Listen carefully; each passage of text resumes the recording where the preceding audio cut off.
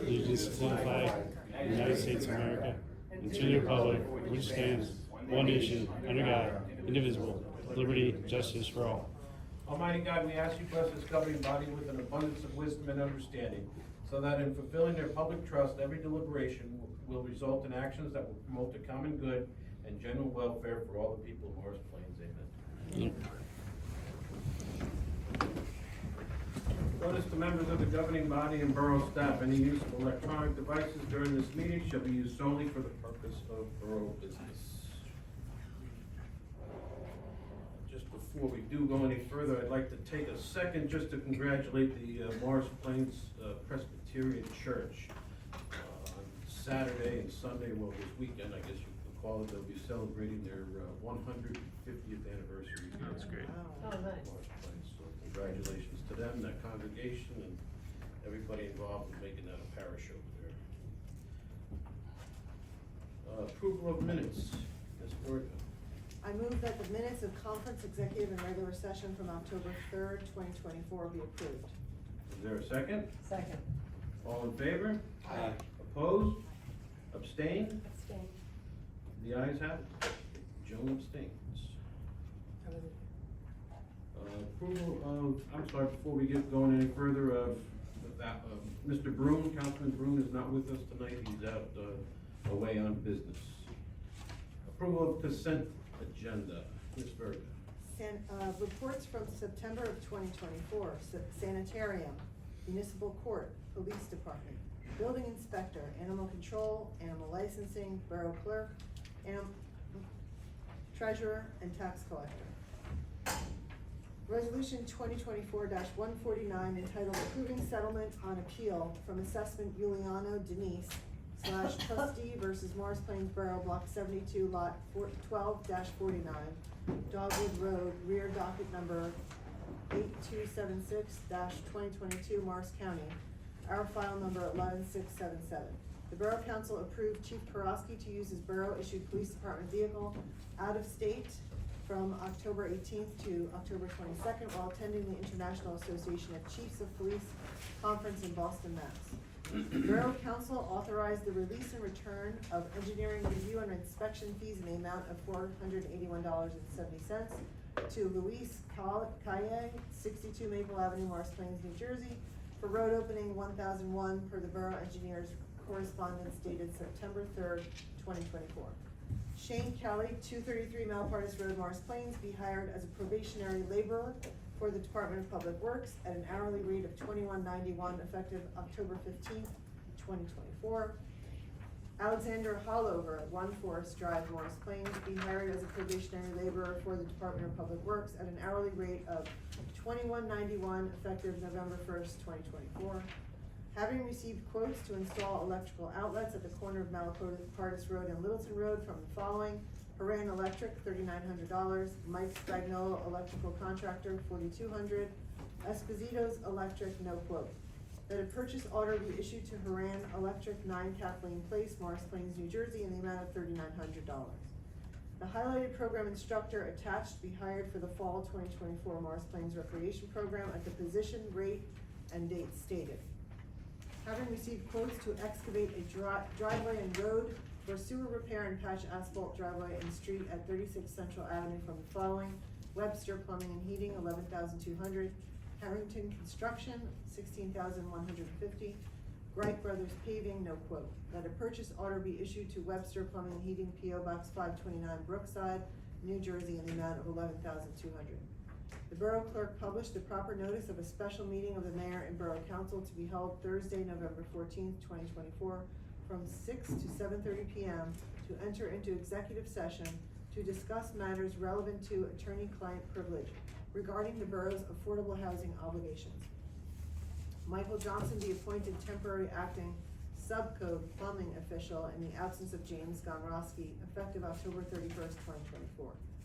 The Mayor and Borough Council be authorized to submit requests for proposals for animal control services.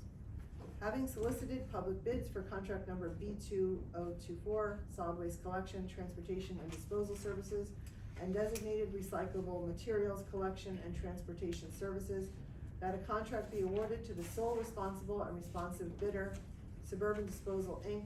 for option number 1, a 5-year contract commencing on January 1, 2025 through December 31st, 2029, for the prices set forth in its bid proposal, and the mayor and clerk are authorized to execute the contract.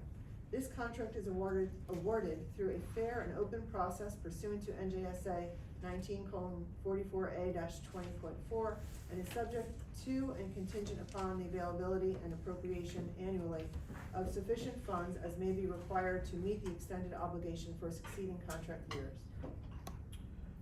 Is there a second? Second. Second by Dennis. Roll call, please. Ms. Berger, Yes. Mr. Cortese, Yes. Ms. Goddard, Yes. Ms. Kelly, Yes. Mr. Wagner. Yes. I'd like to welcome everybody here tonight. Thank you for coming out, and, Miss Landy, way in the back there. How are you?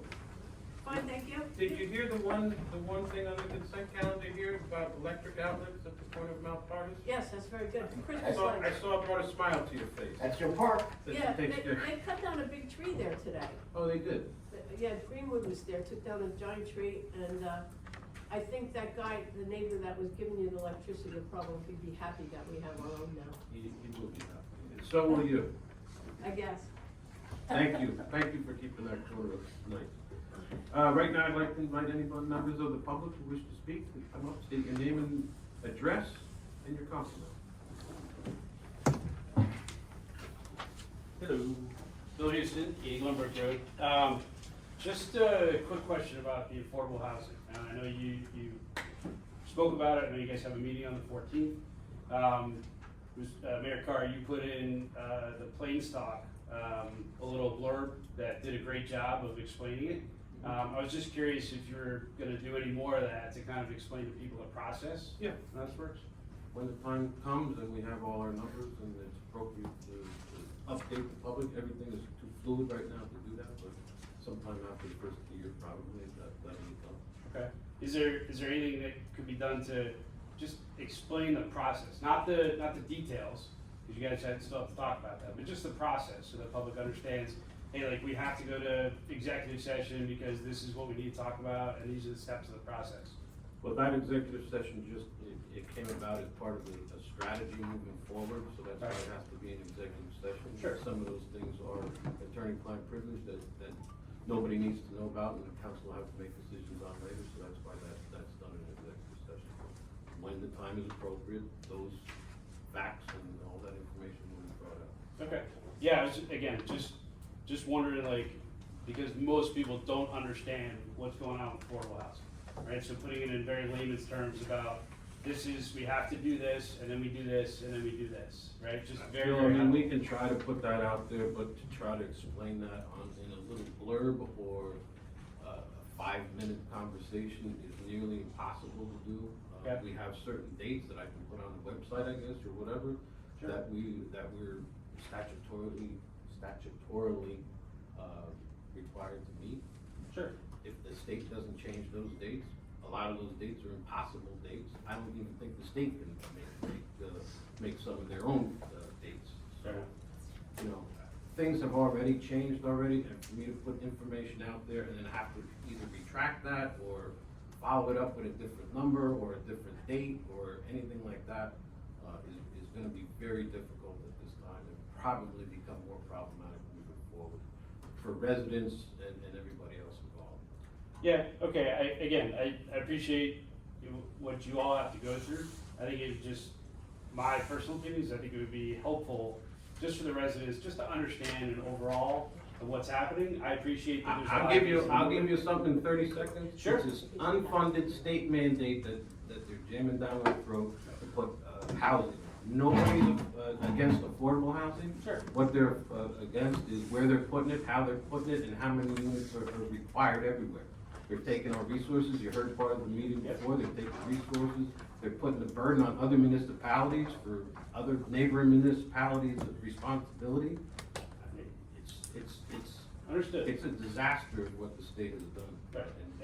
And In the middle of the night, they did that too, you know, And I appreciate the position and the time crunch that you're under.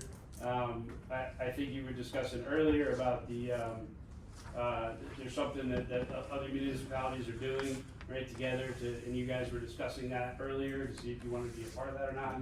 No decision has been made yet from what I understand, but it's a discussion. So, yeah, again, in this 2-minute conversation, I've learned a lot, but I think it would be great if there's some other way to get that out to the public. When the time is right, that'll happen.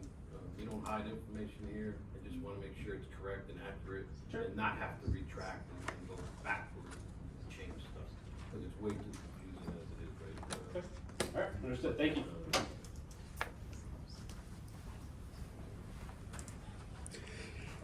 Let me just follow up to this. This may be redundant, but I prepared this, so I'm gonna say it, okay? Cornell, Land 94 Littleton Road. These comments are from the Department of Community Affairs regarding that legislation. A quote from Governor Murphy: "One of our administration's top priorities has been to establish New Jersey as a national leader in expanding affordable housing." A quote from Senate President Nicholas Couture says, "This initiative will allow us to develop additional affordable housing in New Jersey and make the system more workable." My question is, what's the system? Assemblyman Yvonne Lopez says, "A house is much more than 4 walls and a roof. It's a place where cherished memories are made, an asset that creates generational wealth, and a structure upon which a great quality of life can be built." And the only construction I see is high-density housing, apartments. I don't see any houses. These are just a few comments by the officials who ardently support this legislation. And the legislation pushes for construction starting, like you said, with the compliance period that begins in 2025. Affordability is the objective. We know what has already been forced upon Morris Plains with a ruling by a judge for that Route 53 housing construction. And I'm sure other projects around town. American Road. Nowhere in the comments on this legislation is there a concern for the draw on the town's water supply or electrical grid. In a state where sustainable energy is also a top priority, I don't see any solar panels on these large high-density buildings. No concern for the overburdening of our schools, hospitals, and medical services, especially on medical services. You can't get an appointment with a doctor. There's no concern for the impact on town services and roads and the increased traffic. My objection or concern, like yours, is not affordable housing. It's the oppressive, short-sighted dictates of the state. Are they solving a problem, or are they creating problems? These legislators don't live in our small town, and they don't have a care how it affects our residents and our way of life. And as you probably are aware, local leaders for responsible planning initially filed a lawsuit against the state regarding this legislation. The original plaintiffs, you probably know, are Montvale, Denville, Florham Park, Hillsdale, Mannington, Milburn, Montville, Old Penn, and Totowa. And recently, 12 additional municipalities: Allendale, Westwood, Hanover, Wyckoff, Wharton, Mendham, Wardell, Gloucester, West Amwell, Washington, and Bergen County, Norwood, and Parsippany Troy Hills. So my question to the council is, and apparently this has already been considered, have you or are you considering joining this lawsuit? I believe it would be in the best interest of Morris Plains to do so. So there is a lot of discussion about this lawsuit, joining, not joining, that sort of thing. The council has the information on it. I've invited the Montvale mayor to come one time to discuss it with the council. There was a conflict, so we could not make it. I intend, if the council wishes, to have him here and discuss that, the lawsuit. They've hired a firm out of New York City that does this, and there are pros and cons to that lawsuit, right? And Sure, and it's money, and I get that. Yeah, so initially, it's $10,000 a year for a municipality.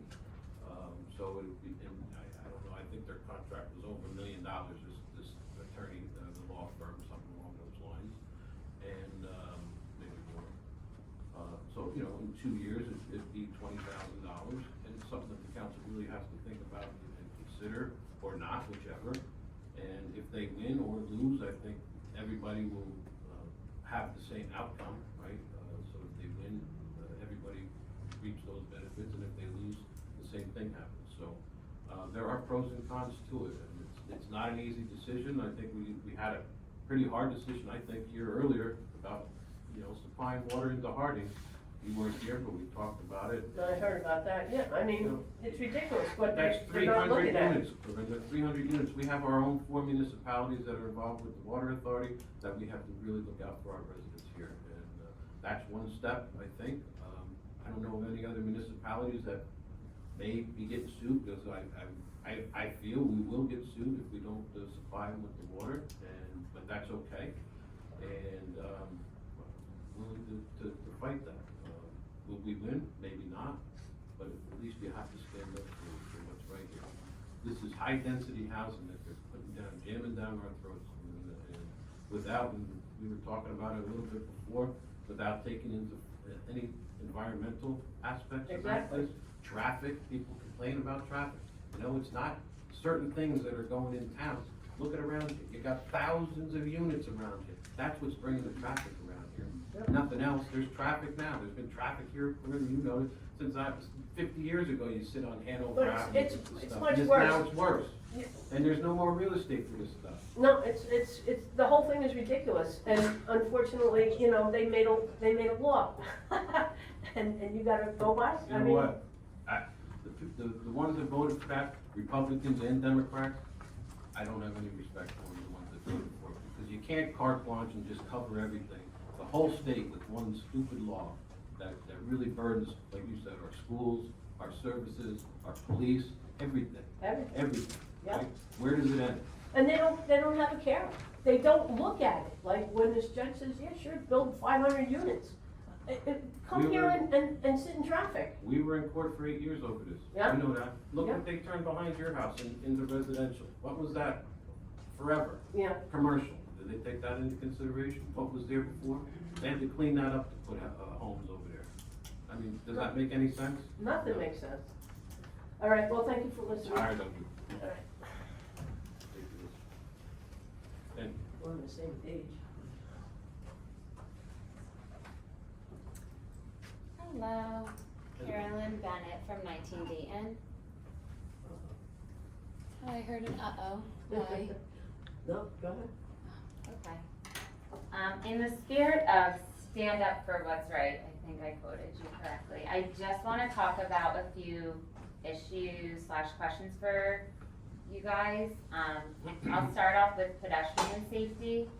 So Halloween's coming up, lots of kids walking around. My own kids are outside all the time. I'm wondering what the town can do for us in terms of the piles of bagged up dog poop all around the vacant lot at the end of my road, because it's not only a health hazard, it's disgusting. And it's surprising to me because it's around the corner from here, and I see a lot of town cars driving by, and we would be silly to think that nobody has seen it. So I just wanna know, what can the town do to clean that up? so first of all, I asked the DPW to install, this is not recently, a little while ago, extra garbage cans along there because there were none. And I will have them take care of that and monitor that problem moving forward. Okay, and my concern, which I'm sure is not a surprise, is if there's already a huge litter problem in an abandoned lot, I don't see how bringing more people to that lot is gonna help, especially if they are physically given stuff that they'll need to throw away. There are no garbage cans there now. I think they're just a bin with maybe cement or something, and then there's like a bag over it, but I don't think there are garbage That's not cans. garbage, I'm talking about the cans that line Speedwell Avenue. We extended those down there by by those sections of Okay. 202 that are down there. I see. We added those probably a year or so, maybe a little longer ago, probably. Somebody on your street asked for the same thing, so that's when we added it. We don't maintain somebody's private lot. If there's stuff there, we can certainly reach out to the owner of the lot and have them take care of that, or have the zoning officer reach out. And if there's anything in particular, we can let the clerk know or give the clerk a call, and we'll make sure that the zoning officer takes care of that with the property owner. Okay, yeah, that would be helpful, cause I know the garbage does also extend down the street. I have pictures, I'm happy to give them to whoever. In the spirit of pedestrian safety, so like you say, traffic is a problem. I know it's on everyone's mind as well, so sidewalks are important to me as a mom that walks through town. So I'm hoping you guys can shed some light on any ordinances or honestly just like rules of what residents are required to do in terms of maintaining their sidewalk. I have twins, so I use a double stroller. I can't push it. There's not one road where I don't have an issue. So I can give certain addresses, but I always have to either go into the road or go on someone's grass and hope they don't yell at me because there's a lot of brush that is overgrown. I'm concerned because this was as of last week. I know it's getting cold, people aren't outside, brush pickups ending, so I don't see that being something that people will be on top of over the winter. My hope is not to stay inside over the winter, so I will still be walking, and I'm just hoping to learn a little bit more about sidewalk safety. So sidewalk, just the repair of the sidewalk is really on the homeowner. If we do get complaints and something is very bad, the borough does sometimes maintain those sidewalks and replace those at times. We don't do any private property maintenance as far as bushes or any of that stuff, and the DPW does go around, whatever weeks, probably 2 weeks, right? The end of the week, or the end of the month, and the first week of the month, and does pick up all the brush in town. That may take a couple of days or up to 2 weeks to do the whole town, but that's taken care of. What else? I guess I'm not following what you said first, that it's on the homeowners to, you don't maintain the sidewalk? No. Are you talking about, for example, if they have tree limbs or overgrown grass or like It's everything. I think there's two issues, like the sidewalks themselves are bumpy as ever because I know the trees have to be planted on the curb, so the roots are growing under the sidewalks, which is pushing the sidewalks out outside the library. It's really bad. So it's like just being able to push a stroller is one issue, but I'm not even trying to get there. I'm on the crawl stage in terms of just having someone's bush overgrown into the sidewalk, and then I can't push my kids through a thorn bush or through twigs, so I have to go into the road where there's already a lot of traffic, and it's just a hazard. So it's on the homeowner then to do that, so what do? I file a complaint for every Again, address? If you could either call the clerk's office or call the zoning office, in the building department, we have a zoning officer that does property maintenance, and if there's anything that to be fixed or maintained by a property owner, he will get that, message to the resident. Okay, no, that's helpful to know, I wasn't aware of that.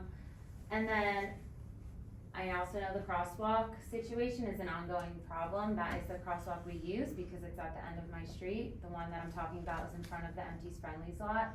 So, outside of anything going on right now, application-wise, whatever, I guess I'm just interested to know, because I've heard mixed messages that we can fix the crosswalk, we don't have the money, we have to go to the DOT, and it's a losing battle there. But I just can't wrap my head around on what the town is trying to do to fix that problem. The orange flags are not working. Cops sit there and I see them watch me almost get hit and they don't pull out of borough school to go over and pull those people over. I don't know if they're just ignoring it, if they don't see it, so. Okay, so just a couple of initiatives that the town has already taken on before this ever Yeah. started over here. Yes. Okay, and I don't know what you mean by repair the crosswalks, but, probably 2 years ago or so, I had a conversation with the chief. Maybe 2 years, right? Maybe longer, I don't know, whatever, a while ago, and had a conversation with the chief. I said, we have to do something about these crosswalks over here, what can we do? I'll look into it. Chief came back and said, you know what, I found a class that I can send an officer to be trained, on crosswalk enforcement.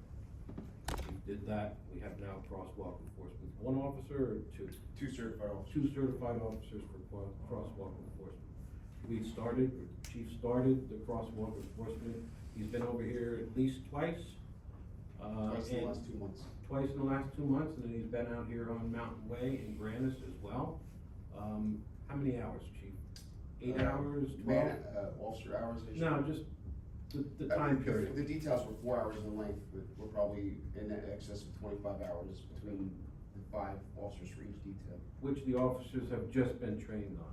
The other thing that we've done is we applied and received the grant from the state, the DOT, on putting the sign, the blinking yellow signs, the flashing yellow lights Yep, for the no, crosswalk signs on both of those crosswalks.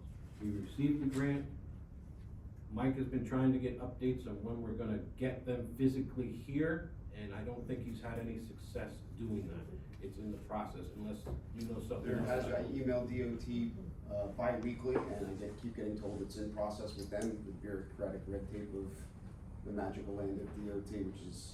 So that process probably started a year or a year and a half ago, with just getting the blinking light signs. As you enter the crosswalk, One that you have to hit, when You, you uh, cross, and then it'll You hit the actuation button and it will.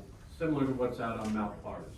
No, that's great to hear, and I We've appreciate also- everyone's efforts. We've also That's done great. another, blinking lights on Franklin, on Mountain Way in Franklin, that Yep. new crosswalk.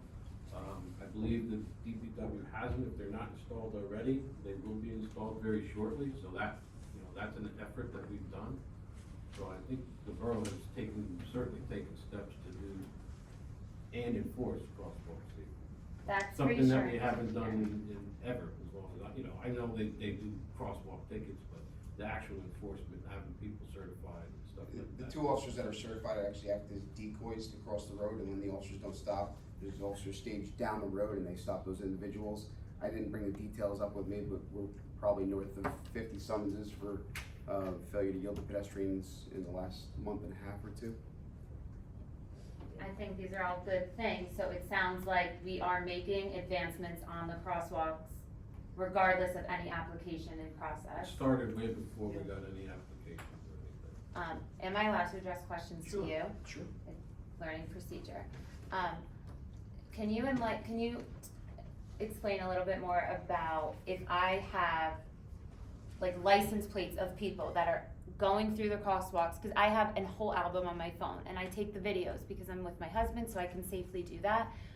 Does that mean anything, or that's just wasted storage on my phone? Like, can I give that to the police? So you can provide it for us to document, however, any motor vehicle violation in the state has to be witnessed by an officer, presently witnessed. So you can certainly use that to generate a report, and then you can sign complaints with municipal court yourself.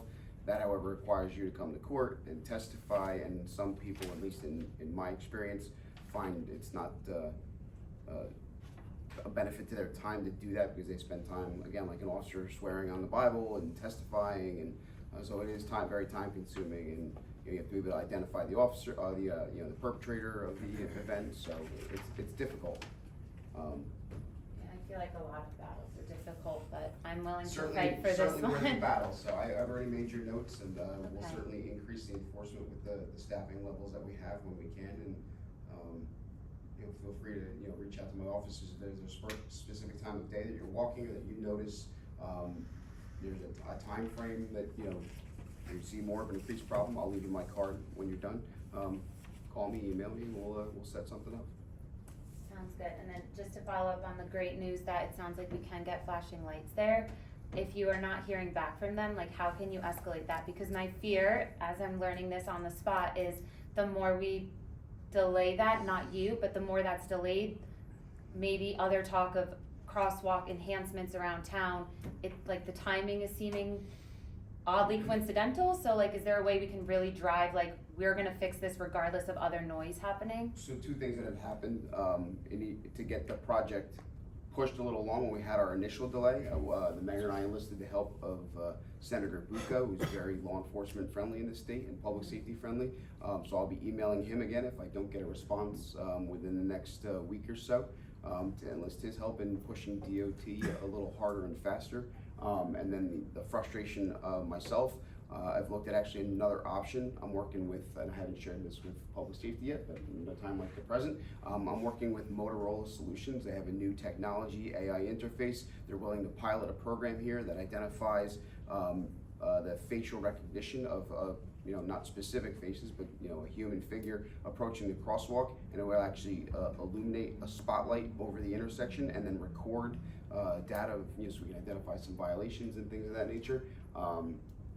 Theoretically, I'd need DOT approval to move forward with that, but I'm willing to beg for forgiveness and just move forward with the project and mount it on one of our local telephone poles or what have you, so that's something else that's in the works for just piloting that program in the borough. So definitely on my mind, one of the things that are top of my mind actually, so in the works.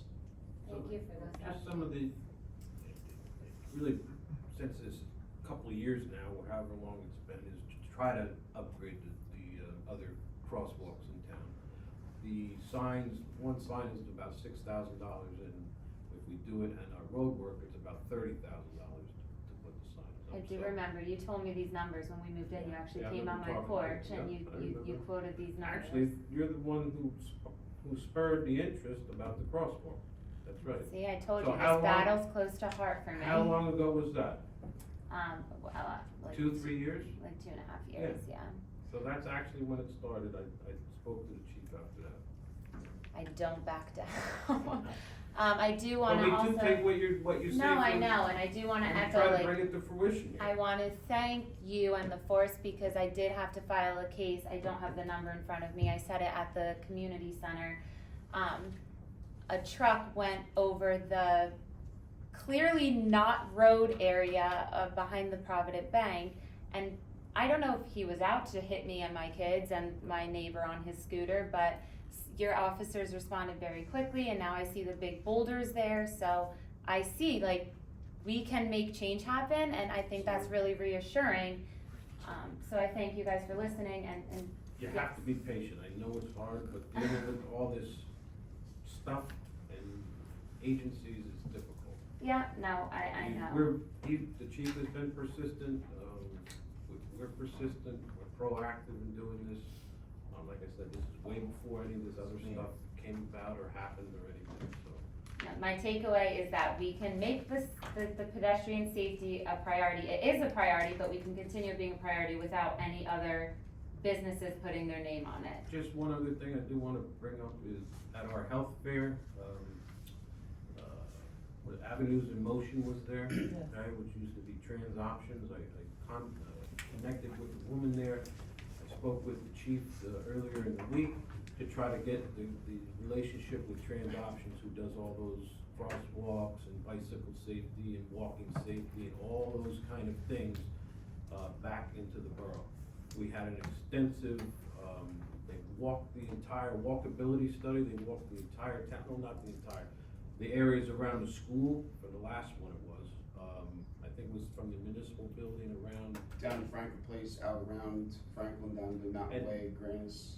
you know, both schools, and then they identify issues, a cracked sidewalk, a sign too low, a branch, whatever, it's kind of similar to what you were talking about. Yeah, And we, you know, we take those recommendations and over a period of time, those are done. That's why I wanna do that again. And, okay.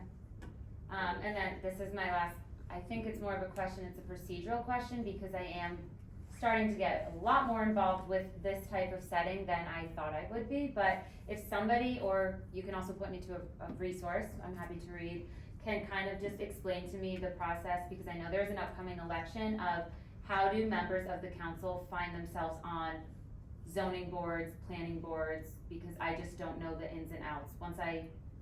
Members of the council or members of the public? I guess that's something to clarify, like how do you find yourself on the zoning board or the planning So board? those are, some of them are mayor's appointments, some of them are appointments by the mayor, okayed or voted on by the council. The committees are voted on by the council. The mayor puts it together, and then the council votes on the different committees and positions. So some are different than others, but that's, the bulk of them are like that. The bulk of them are appointed by the mayor? Appointed by mayor and then okayed by the council. Okay. I think that answers it, but it's just quick walk for me to get here, so if I think of any others, I'll be at the next meeting for sure. It's addicting. It is, yeah, There you to go. let your voice be heard. And that's my office number rather than the general. Oh, great, yeah, I stood outside on the black phone for quite some time the other day, but I will use this, thank you. Anybody else?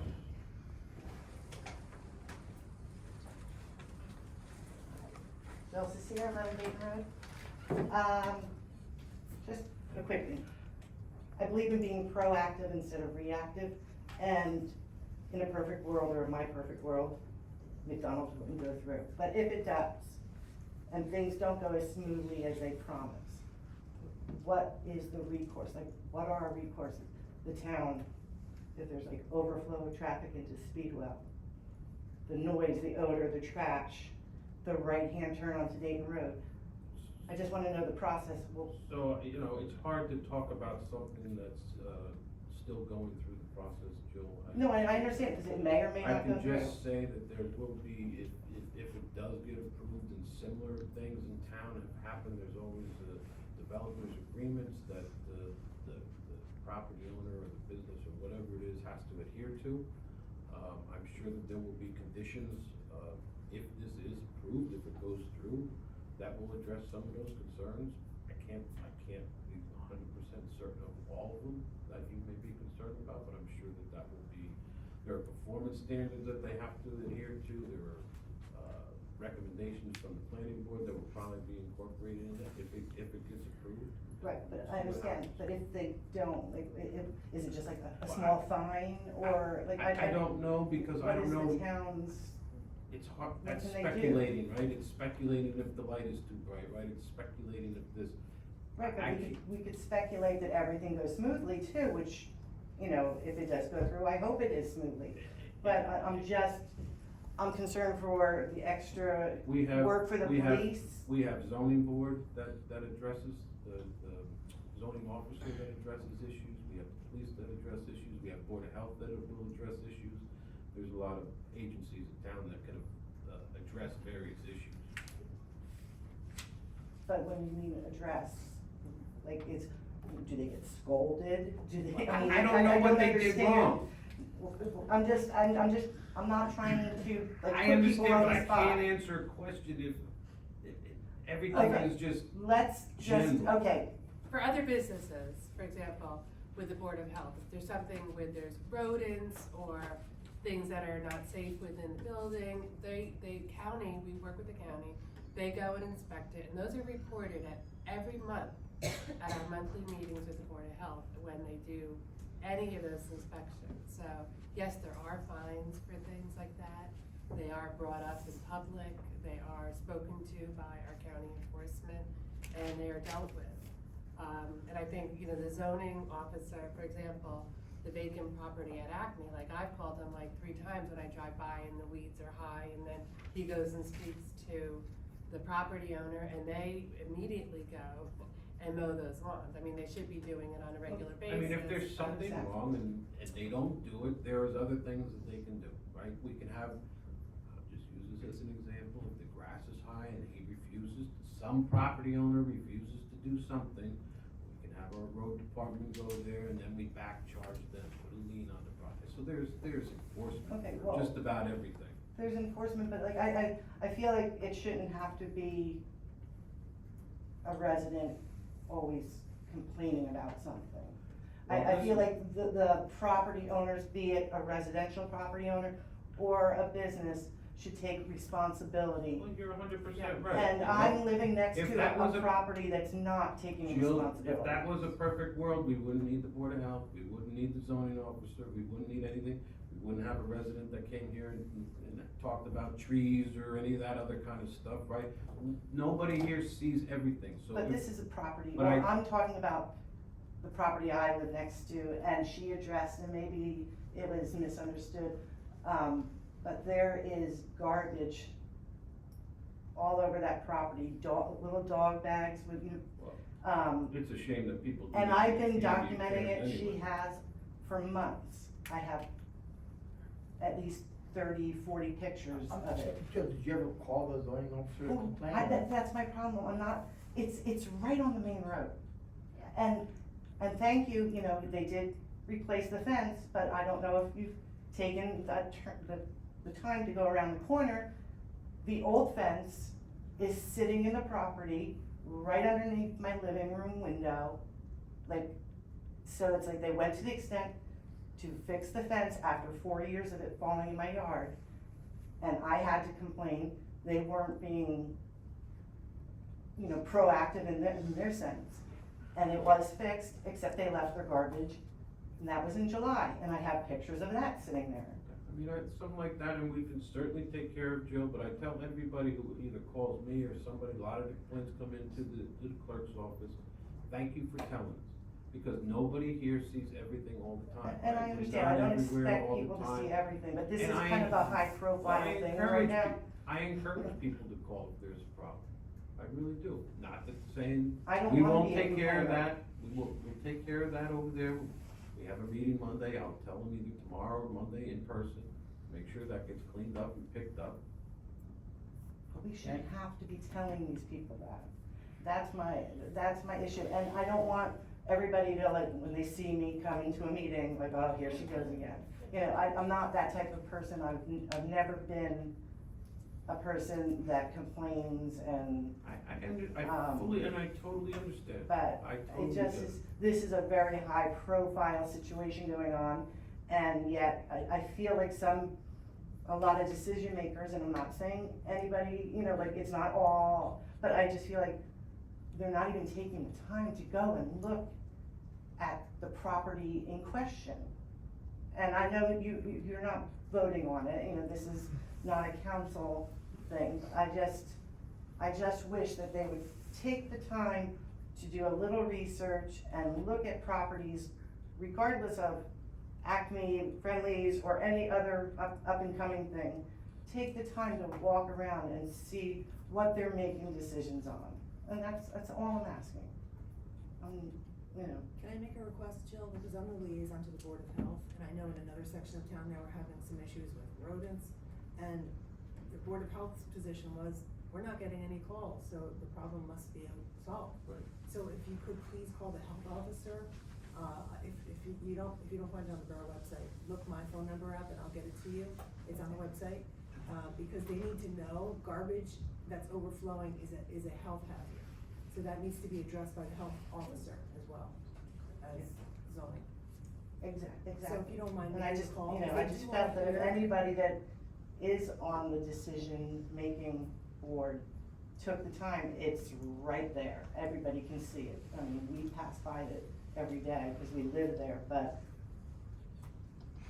just please, you know, ask the people that make decisions for the town to just take 5 minutes out of their day and go look at the property. That's it. Hopefully with whatever goes there, in the future, it'll make 100% difference there and Oh, Yep. this one's not very optimistic about it, but thank you. The one thing I would just share is that don't ever think of yourself as a complainer. If you see something, report it, because the clerk's office will act on it right away. They'll get the DPW over there, they'll call the Board of Health, whatever the case may be, but they receive calls like that all the time. Like I said, I encourage everybody to call if you see something that's out of place. I try to avoid it, but Well, it's don't, just getting to because that then point well, then we where don't want it to get to that there's, point, you so. can't avoid it The any minute longer. you think you're gonna Got take a it. picture, just make the phone call, Yeah, and just- it will be cleaned up. Pictures help though, but we do need the people to be our eyes and ears sometimes too, so it's, thank you. That's Okay, well, helpful. thank you for all listening. Anybody else?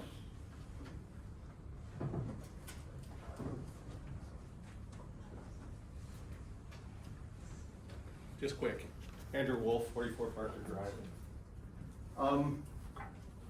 And you may have covered this before I got here for my client meeting tonight. I noticed the last session, Nancy asked about doing a presentation on affordable housing.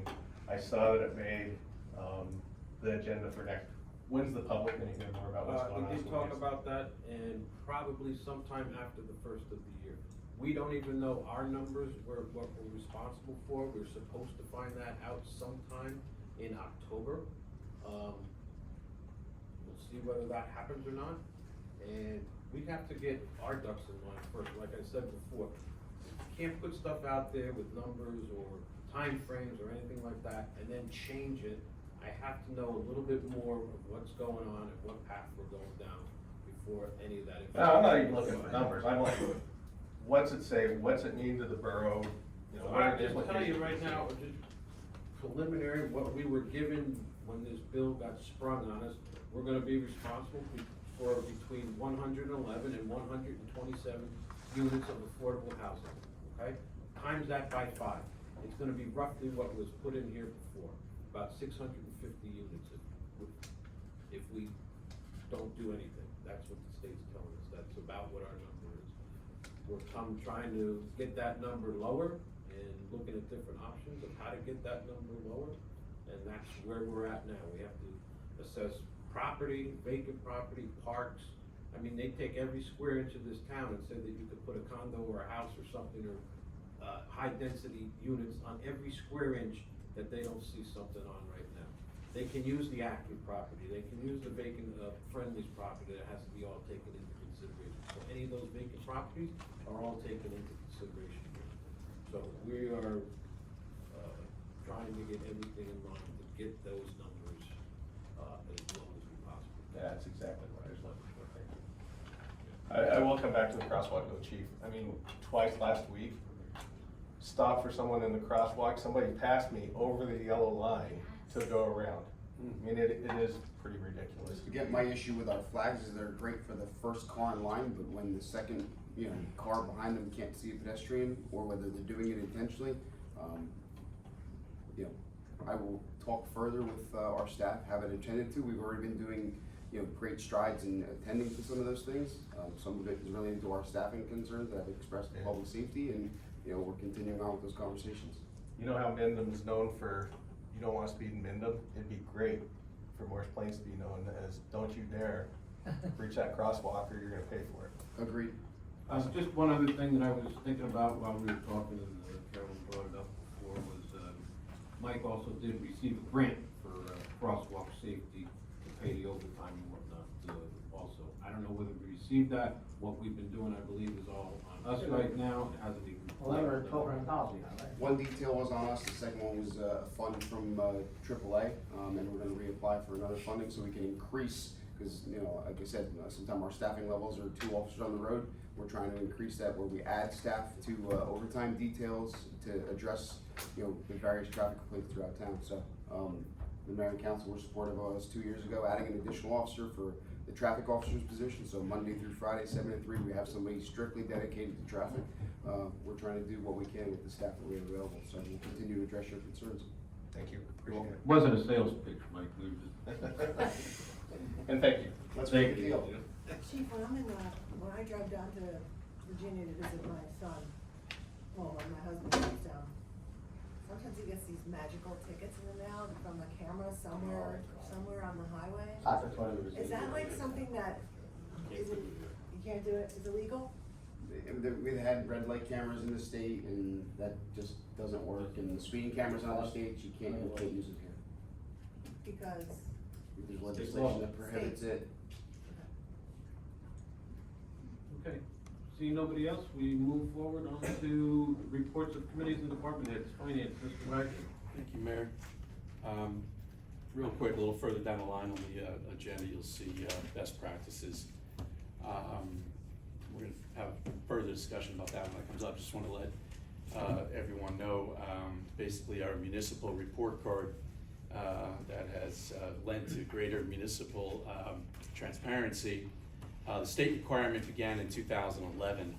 Our current CFO, Anna Thomas, began completing the best practices in 2013. So she's had many years of experience. Survey questions vary every year based on what new statutes were passed in the previous 1 or 2 years. Survey items are delivered within the first 2 weeks of September and are due back to the state towards the end of the 3rd week of October. So the deadline is coming up. We have earned enough points every year to satisfy the state.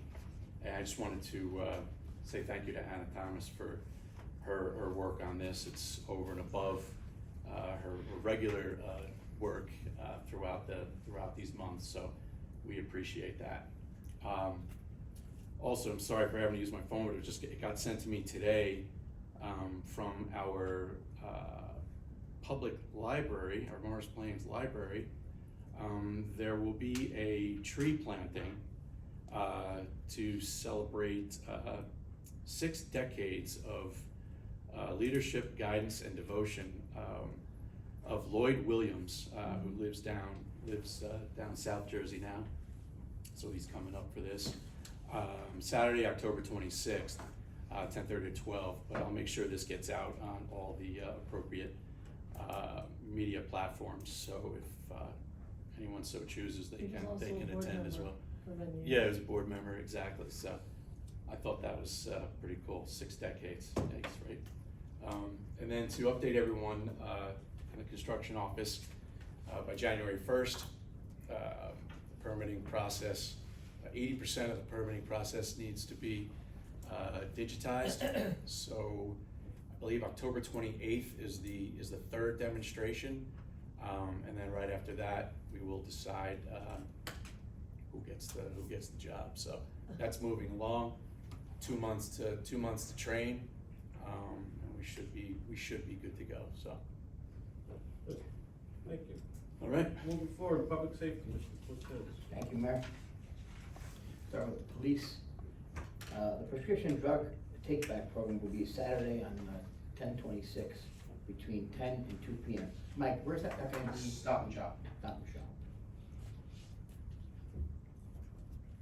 All right, police and DPW also added a lot of traffic signs on the train station that advises vehicles leaving the lot to yield to traffic.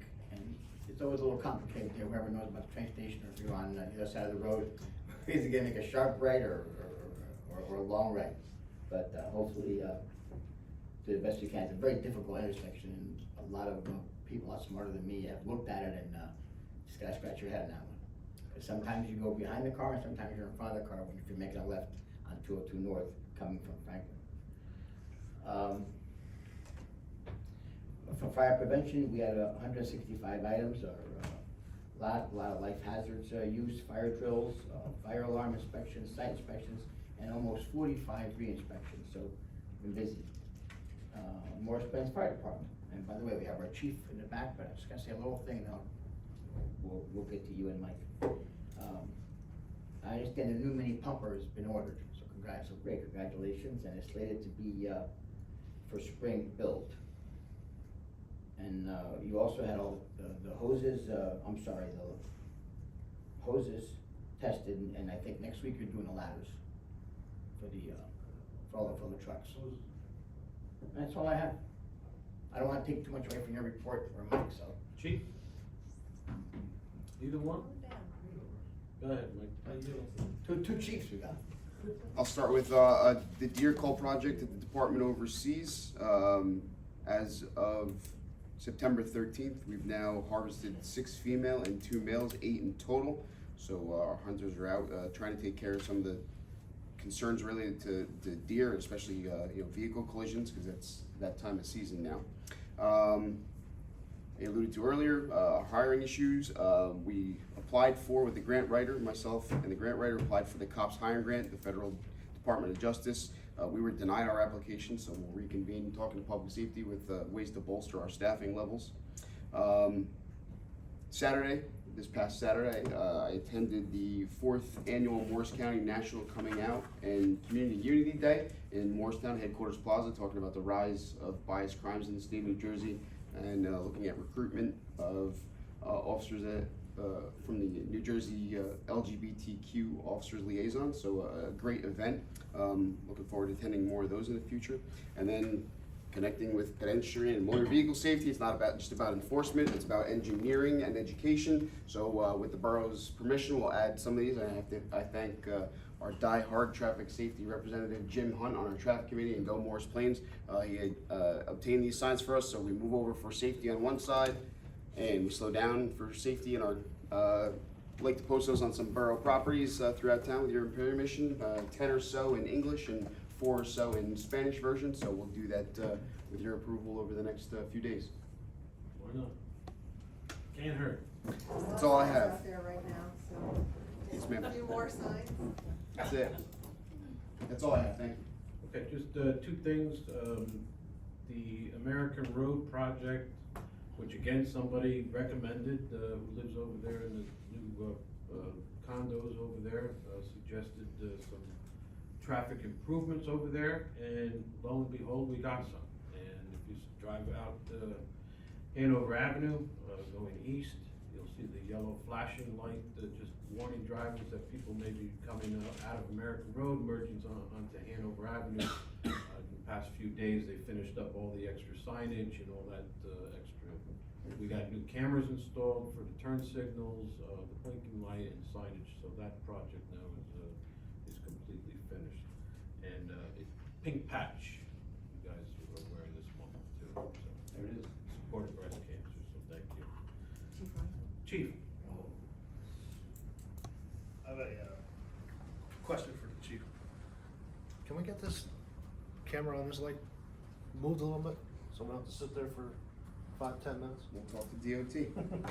Actually, we just had a conversation about them and the timing of the lights, so I don't know if it's an adjustment of the camera or just an adjustment in the timing of the sensor and how long it takes. I know I sat there for a while myself this afternoon trying to get out. It's a little aggravating, that's all. Yeah, so just get back to that, the traffic on the weekend has been crazy, so I asked the chief to have DOT, and they did come out, and everything is working fine. As designed. As designed and timed and everything else, so weekends, weekdays, I don't know, it's 4 different schedules or whatever, I don't know, whatever it was, so, but everything is up and up. Hold on. Went by Merchant Bluff, cause it allows like 2 cars to go through.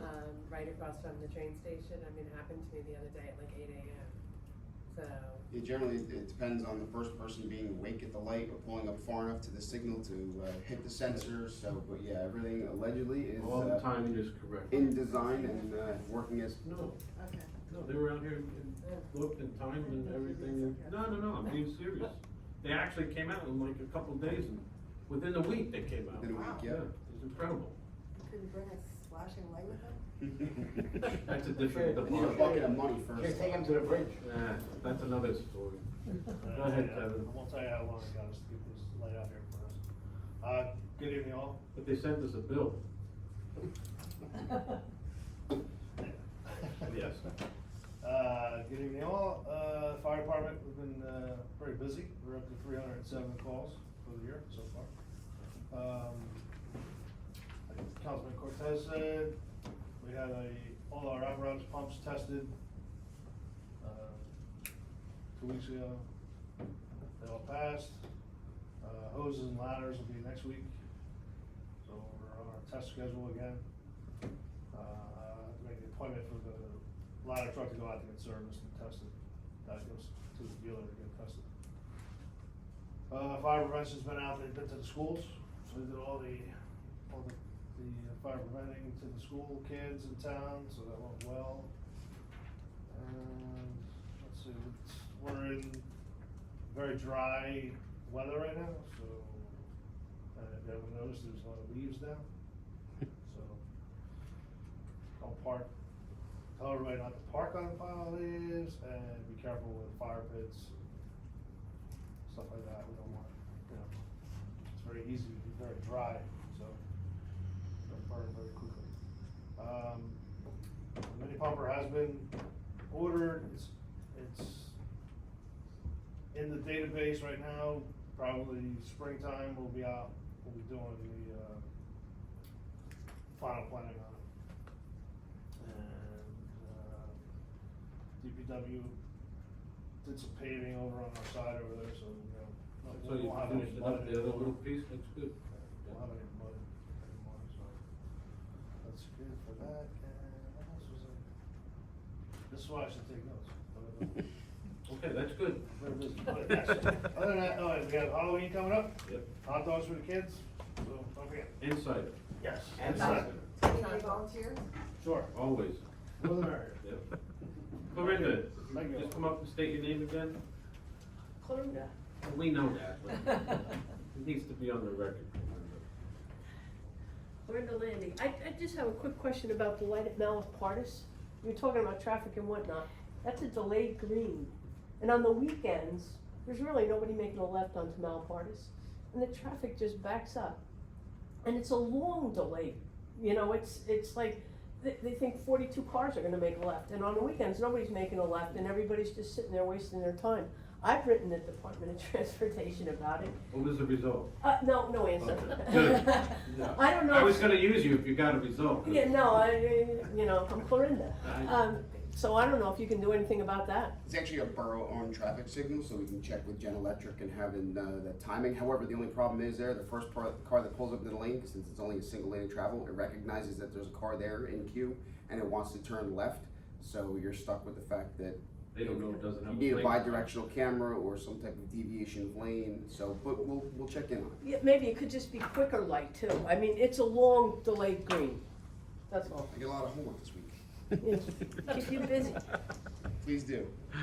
Okay, moving on to Public Works, he's not here. Public Buildings and Grounds, Joe. Bill?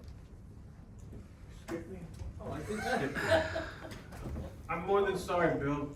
Go ahead. Thank you, Mayor. You're welcome. I have two items. Please, skip. First is an update on the Route 53 warehouse project, the Tabor Road owner. That's moving along very quickly. Beehive activity there. Right now, about 60% of the site is paved. They're working on landscaping, and most of that is installed at this point. The sewer connection has been made, so the owner's looking for the end of November as a target date for CO for the buildings. So, we'll see. There's still a lot of work to do, but they are moving along quickly. The second thing is, as you are aware, we did receive a $130,000 grant for the Route 53 sidewalk project. Earlier this month, the executed agreement came through from DOT. So the next step is we have to get plans and specifications to the DOT for their approval before we can move forward with the project. So I guess for next month's council meeting on the consent calendar, we'll be looking for authorization to do that. That's all I have. I got a question for you. In that grant, if you look at the retention basin, right, the guardrail stops short. And it doesn't cover the entire, so It's if gonna cars be on coming. the other side. Other segments. Yeah, but can we use some of that money to put some guardrail in, or just for the sidewalk? No, just the Right. sidewalk. Come on, now you're really trying to stretch your dollars, Sal. What's wrong with that? Yeah. And I just wanna bring up one other thing too, that a resident did suggest, so we're on this bandwagon here today. A resident did suggest some off-site drainage work, and, the engineers, we had a meeting with the residents and some of their concerns, whatever, and, we had a meeting with Lincoln, and they started, I don't know if they're done in the middle of it They're now. working in those yards now. So they're behind, they're on Greenwood Road, they're doing on-site drainage on some of those homes over there, so, these things can be done, if people bring this to our attention, but it has to be done at the right time, not too late, because it's always hard to go backwards, but if we know about stuff at the right time, we can get a lot of these things done, so we've got traffic lights done, off-site drainage done, crosswalk safety done, and these ideas came from residents, so never hesitate to call, or you have a good idea, let us know. Sorry about that, Bill. Public Buildings and Grounds, Joe. Okay, so just a few things to report. So I just wanted to give an update from the Morris County Park Commission. So I've shared information on this previously, but we have some information to report. So we've been working over the past few months to put together a grant proposal for, we call it Community Park Trail. And essentially it's 0.75 miles of a gravel trail that will go basically behind Fleury Field, up in the ridge, and then kind of come down behind that second field over there, and then connect to the walkways around Community Park. So we submitted the grant, and we just found out that we are one of 7 communities that are going to receive a total of $1.3 million in county funding. So we're just a small portion of that. But essentially the Park Commission they look at all the grants that they receive. They choose a few of them, and it's a pretty in-depth process. I mean, we had to meet with them numerous times, answer different questions, get photos, right? Bill, you were very involved, and I appreciate all your help with that. Sal and Jerry as well, and Steve Welsh, our grant writer. So it was a lot of work. But they kind of helped us. I think they were very passionate about the program. They know the park, and they think it's a really great idea. So They helped us get to where we needed to be. And they presented this to the county commissioners at their last meeting, and we find out at the end of the month whether or not we're getting it. So it's How much is it for? this portion is just $31,278, but that's for design and permitting. So it's a multi-phase process. So once we get past design and permitting, and that's really to like assess wetlands and see anything else that we might need as part of the project. Because the next part is the construction phase, and that's where the big budget comes in, and most likely we would apply for that in '25 to be used in '26. So more to come on that, but exciting news that we're even being considered. Just wanted to share an update on some of the great stuff that's happening with downtown Morris Plains. So I'm sure you've heard they're having their second annual pumpkin illumination, and they're really kind of upping the ante, even from last year. It was a tremendous event, but they're even doing more to get businesses involved. So they're having their business pumpkin carving contest. There's over 30 businesses that are participating, even New Jersey Transit. So I what hope nobody's taking the train there. I know. So you could visit these businesses October 25th through 27th to see their pumpkin masterpieces, and you can vote for your favorite at downtownmorrisplains.org, and there'll be a lot on social promoting this, but all of the businesses are really excited about this. It gets a little competitive, but it's going to be fun to see all their creations. You may have seen some pumpkins on Speedwell and down the Merchant Block in front of a lot of the businesses. That is courtesy of the mayor and the council. It's our way of sprucing up Morris Plains downtown and getting everybody in the spirit. The pumpkin illumination event is the 25th of October. That's a Friday night. It runs from 6 to 8. And we are going to be essentially shutting down all of Merchant Block, very similar to the block party in September, using that same footprint. There's going to be music, vendors, food, special promotions with local businesses. So definitely it's a great event, and I recommend that you go.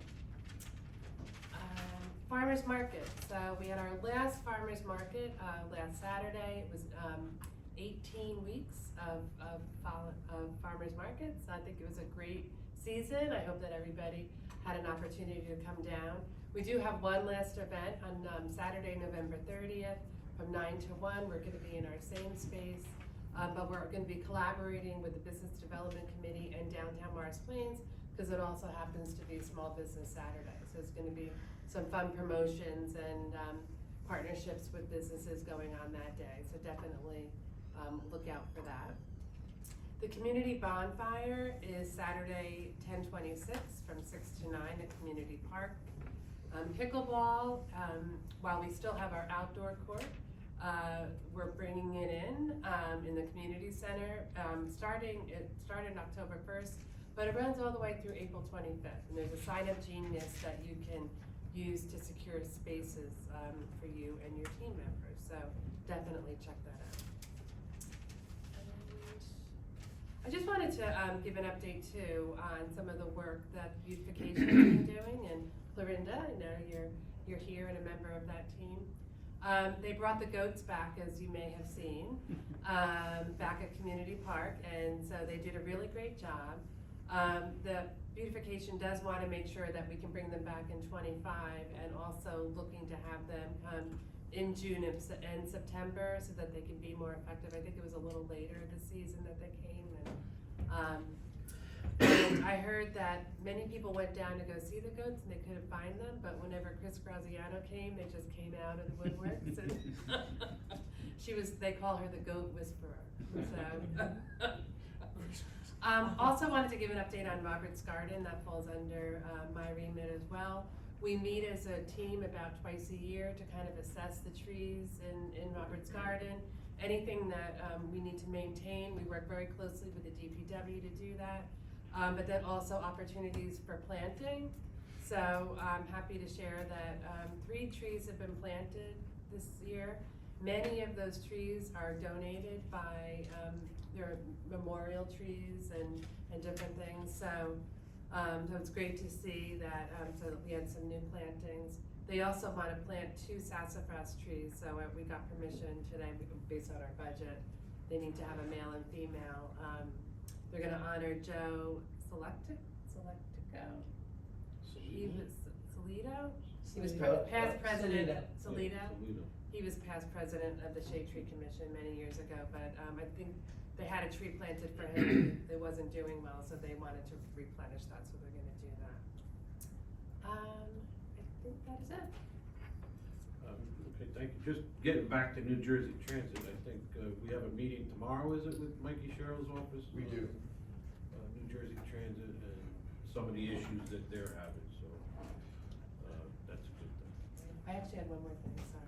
I just wanted to report, I don't know if you've been to the community garden, but back behind the community garden, the beautification has planted seedlings, right? The goal there is that when the Shade Tree Commission is looking for opportunities to plant trees, because that is one of their main goals, that we could look for ways to actually plant seedlings so that we don't have to go and purchase trees, right? They cost about $400 a tree every time we want to plant one.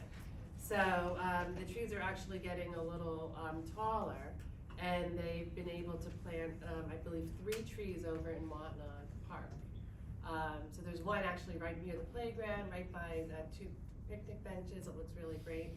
And then they planted 2 others on the corner of Grannis and Sun Valley. So I think that's was a really great initiative, and certainly something that's going to help save the borough money in the long run and replenish our trees. Nice. It's a fun project. Yeah. Good. Public Health, Sanitation, and Sewers, Nancy. Sure. Board of Health met on Wednesday, October 9th, and discussed their fees for 2025 and plans for their Wellness Day. It was a great event last Saturday from 8 to 11 at Community Center on Jim Pier Drive. They had some really great vendors, as the mayor mentioned.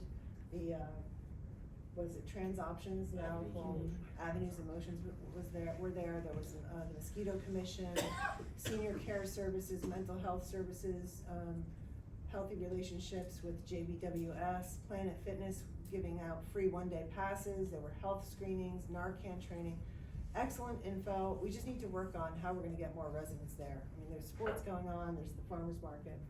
And unfortunately, it was lightly attended, but I saw you there, Kathy. There was great information, you as well, Bill, at every one of the tables. Maybe we should have it at the farmer's market. Yeah.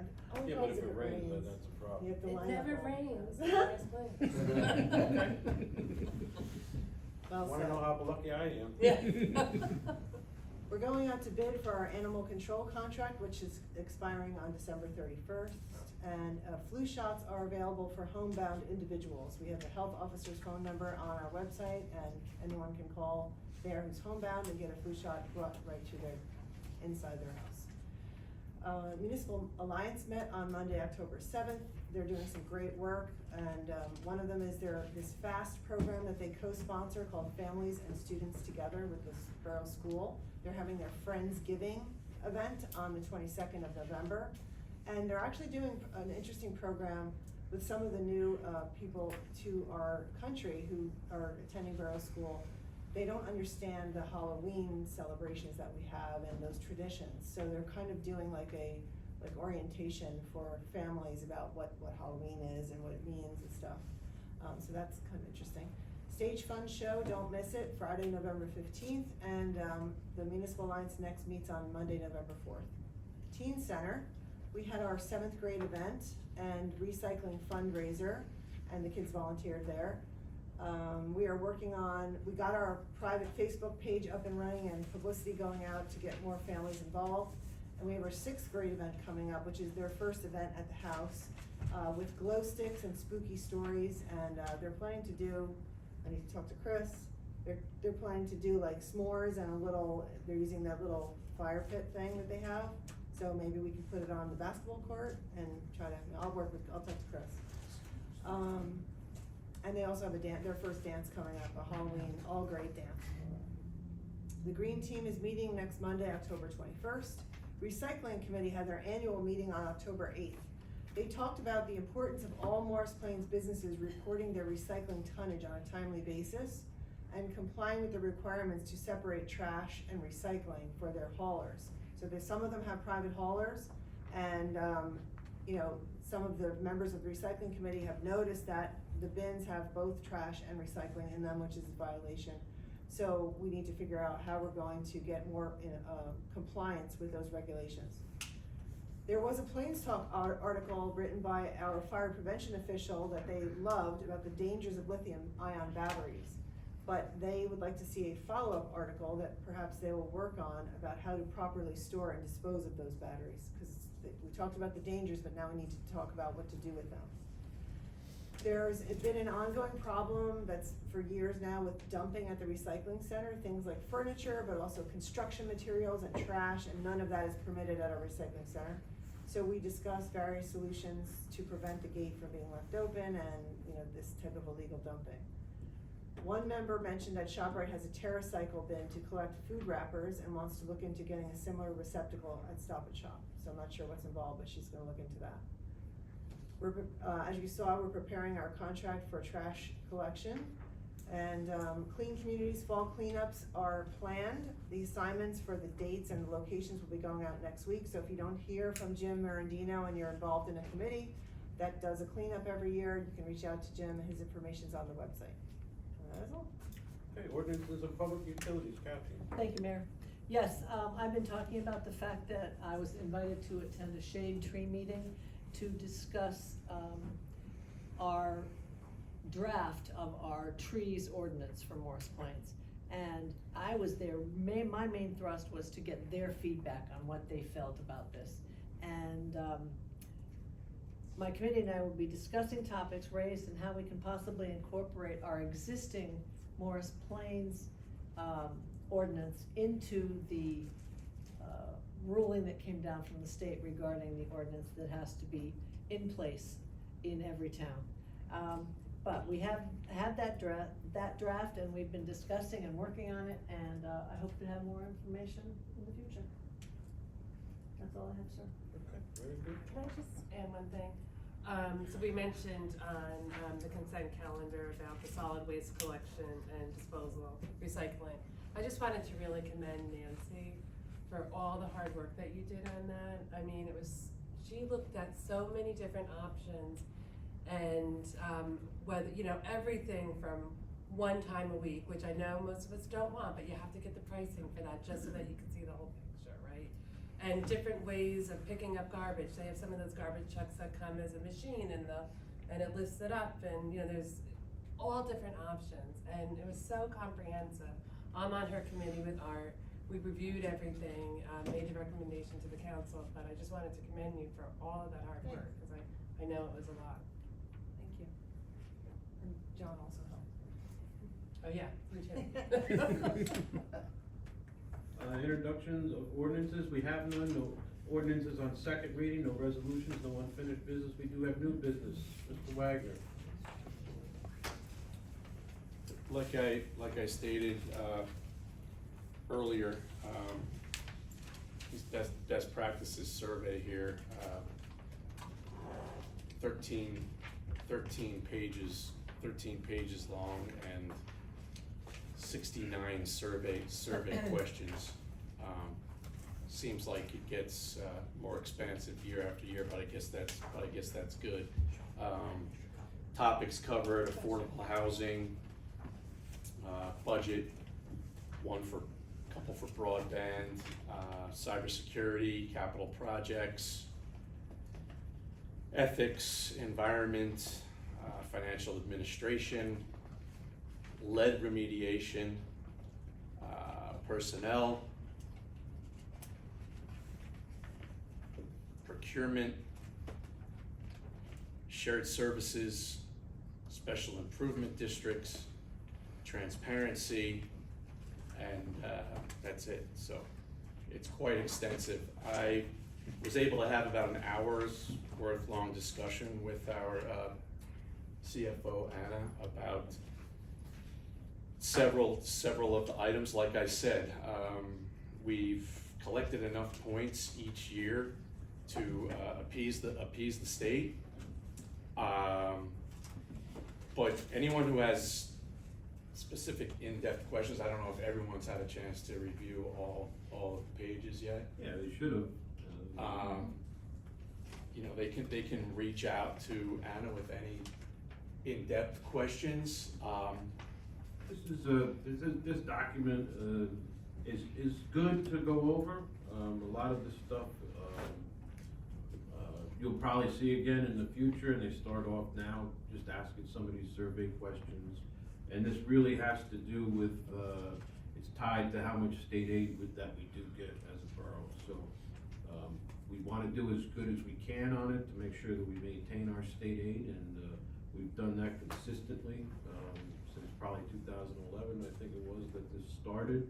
And it's an ever evolving document, and every year it's a little bit different, and the borough complies to most every one of these categories, and there's over, I think this year is 69 questions that you have to adhere to, and the borough did very well. I'm proud of the borough and everybody that's involved with this, because it's not just one person. One person may put this together, but it's the whole borough that makes it a document that is good and adhered to, and really opens our eyes to a few things that are coming down in the future. So it's a good document, it's a good refresher every year, and certainly gives us stuff to work on in the coming future, so it's a good thing.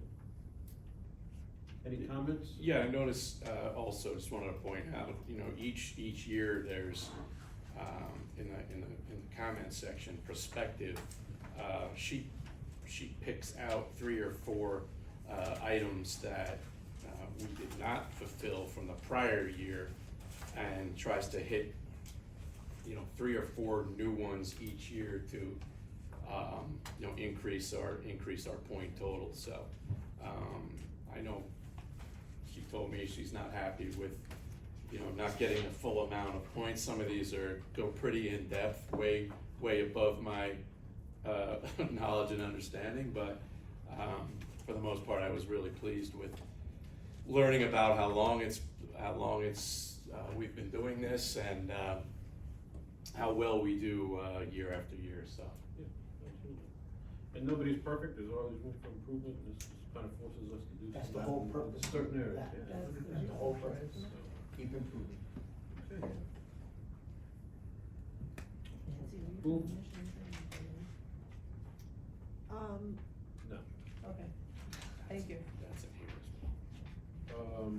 Okay, moving on to, we have a presentation by Rosemary Stone Doherty, and a request for a zoning change. Good evening, Mayor, members of council, Attorney Rosemary Stone Dougherty, partner with the law firm of A. Ryan Stroud. We're tonight asking for your time to make a presentation regarding a zone change request I have on behalf of the client. If I could have just 1 minute, I wanted to set up an easel so that we can have just a couple visual aids.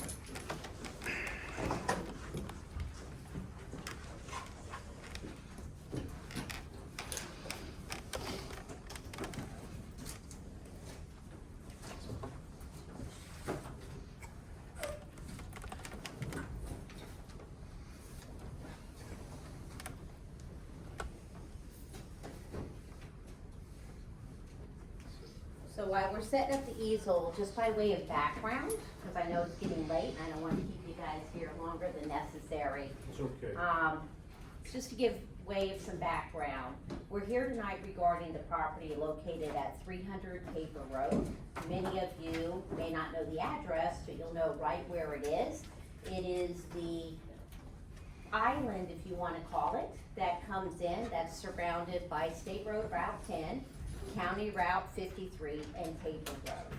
Currently, it consists of a single-family dwelling with an oversized detached garage on it. And the house is built according to tax records around 1920. It's had very little updating over the years. This council's been nice enough to give it an extension of time to actually get off the cesspool situation that the property currently has so that it can connect properly into the sewer system. And it has an above ground oil tank, several cars that you might see that are sitting on the property, and the property's not in the best of condition, and being fairness. My client recently acquired that property, and our request is, it's currently zoned for R2, which is your single-family residential zone. And our request is to move it into the zone immediately adjacent to it, which is your C1 highway commercial zone. And you'll hear in our presentation tonight why we think that zone is a better fit for development of that particular piece of property. We have with us tonight a professional planner to give you his planning opinion in support of that request. But all we're asking for tonight is that if the council and mayor were to so see it fit to recommend this to your planning board, to do some further investigation based off of our request, and then see what your own planning board's recommendation back to you is. Hopefully they are in agreement with us and our planner that this zone makes more sense for future development of this site, rather than seeing future development of this site be some type of residential, or as the planner will explain to you, some of the other uses that are permitted in the R2 zone, which we don't think makes sense for the development of this site, given it's an opportunity we see for the municipality to control kind of what would be built there as that gateway coming into the municipality when you come in off 10 over from obviously the municipal boundary there with Parsippany Troy Hills. So with that being said, we do have for you right now the current zoning map, and I'd like to introduce Mr. Alexander Dougherty, who is our professional planner. And he did prepare, we did do for the council, and I hope all of you had an opportunity to see it. We did prepare a packet as well in support of the request. We did have to modify the land use development application a little bit. But we did put in there the information, presented a planning memo. You would also see in there a copy of your zone map, some aerials, some photos of the property, and I also took the liberty of highlighting in different colors to make it easier to see what your R2 zone permits versus what the C1 zone permits, just to make it easier for you guys to also follow along this evening. So before we start, even though you're not being sworn in, can you just give the board some, the council some background as to your qualifications as a professional planner? Certainly. My name is Alexander Dougherty, address 54 Main Street, Chatham, New Jersey, professional planner. My education at Rutgers Blaustein, master's in city and regional planning, with a concentration in development and redevelopment, certification in public policy. I testify throughout the state. I am the redevelopment planner for the municipality of Belleville. I'm also the supervising planner for the township of Dover, just right up the street. Grew up right in East Hanover, very familiar with the area. I'm a member of the APA executive committee as far as professional development officer for the continuing education credits for the APA. I present at the League of Municipalities. I've also just recently presented at the State Redevelopment Conference. I've never not been recognized in front of various land use boards as not a professional planner. My license occurred in good standings. So by way of background, I work with municipalities in the public sector as well as in the private sector. So I kind of have a feel for both sides of the various aspects of planning. So when I was asked to look at this property from a planning perspective, I just want to point out one thing that I was really interested, I felt was interesting about this property is the unique features that are associated with the property, as council kind of recommended. I mentioned earlier, this property is outlined in red on this exhibit here. It has 3 right-of-ways.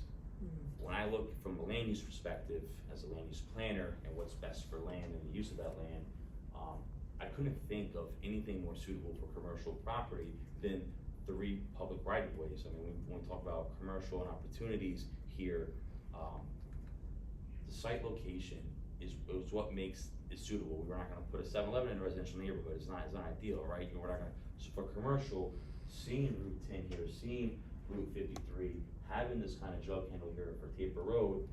It's an island off on its own, and it's a fairly good sized property. It's just over 2 acres. It's approximately 96,480 square feet. When we look at the current zoning, which is referenced here, it's a zone off on its own.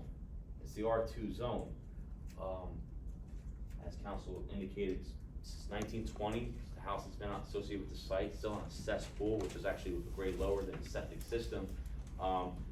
There hasn't really been a whole lot of positive investment into the property from a residential standpoint, and given we're just a few months away from 2025, I think that's evident within itself. The underlying residential zone, when I see this and I look at the zoning, it's concerning, but from a commercial standpoint, it's exciting.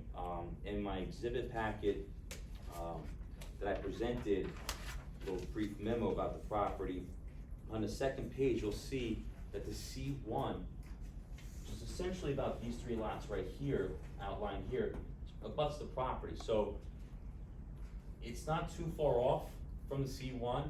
From a planning standpoint, a land use standpoint, I think it makes better sense from an opportunity to see some of the permitted uses in the C1 here as a gateway, clean it up. As there was discussions earlier and throughout the presentation, traffic already exists on Route 10. Traffic already exists on Route 53, as well as Tabor coming in and out. Nothing in the C1 zone, or in pretty much any zone I see across the state. My job, I review zones, master plans, and so forth.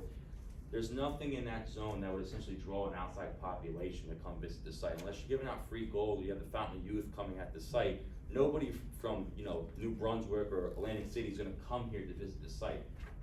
The population, the traffic right here that would support any of the permitted uses in C1, they're already existing. So from a land use perspective and taking a look at the re-examination reports and seeing what's happened here in Morris Plains, with some of the big corporate campuses, this is an opportunity to kind of find that variety of land uses to kind of balance, tax base here. Not that that's an incentive or an underloan, but the zoning itself, when we look at the R2, approximately 5 houses could essentially be allowed to be built here by zoning, a lot area requirements. They'd fit here.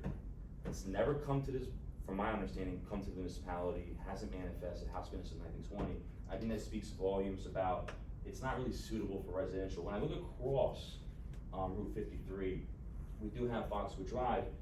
It's an R4 zone. I mean, we do have the R4 right there, but it's a completely different characteristic within itself. That street really has a neck to it, kind of brings that development within itself. When I look at potentially negative impacts associated with residential here versus commercial, this is high traffic. I'd hate to see families live there. I hate to see the site developed in the narrative that it could potentially be developed. When we look at that, we have single family, which approximately about 4 lots by zone could fit there. We also have place of worship and public building uses and shelters and special needs housing. I don't see that being the best use of that property. I see more detriment associated with that, from a habitability and residential standpoint.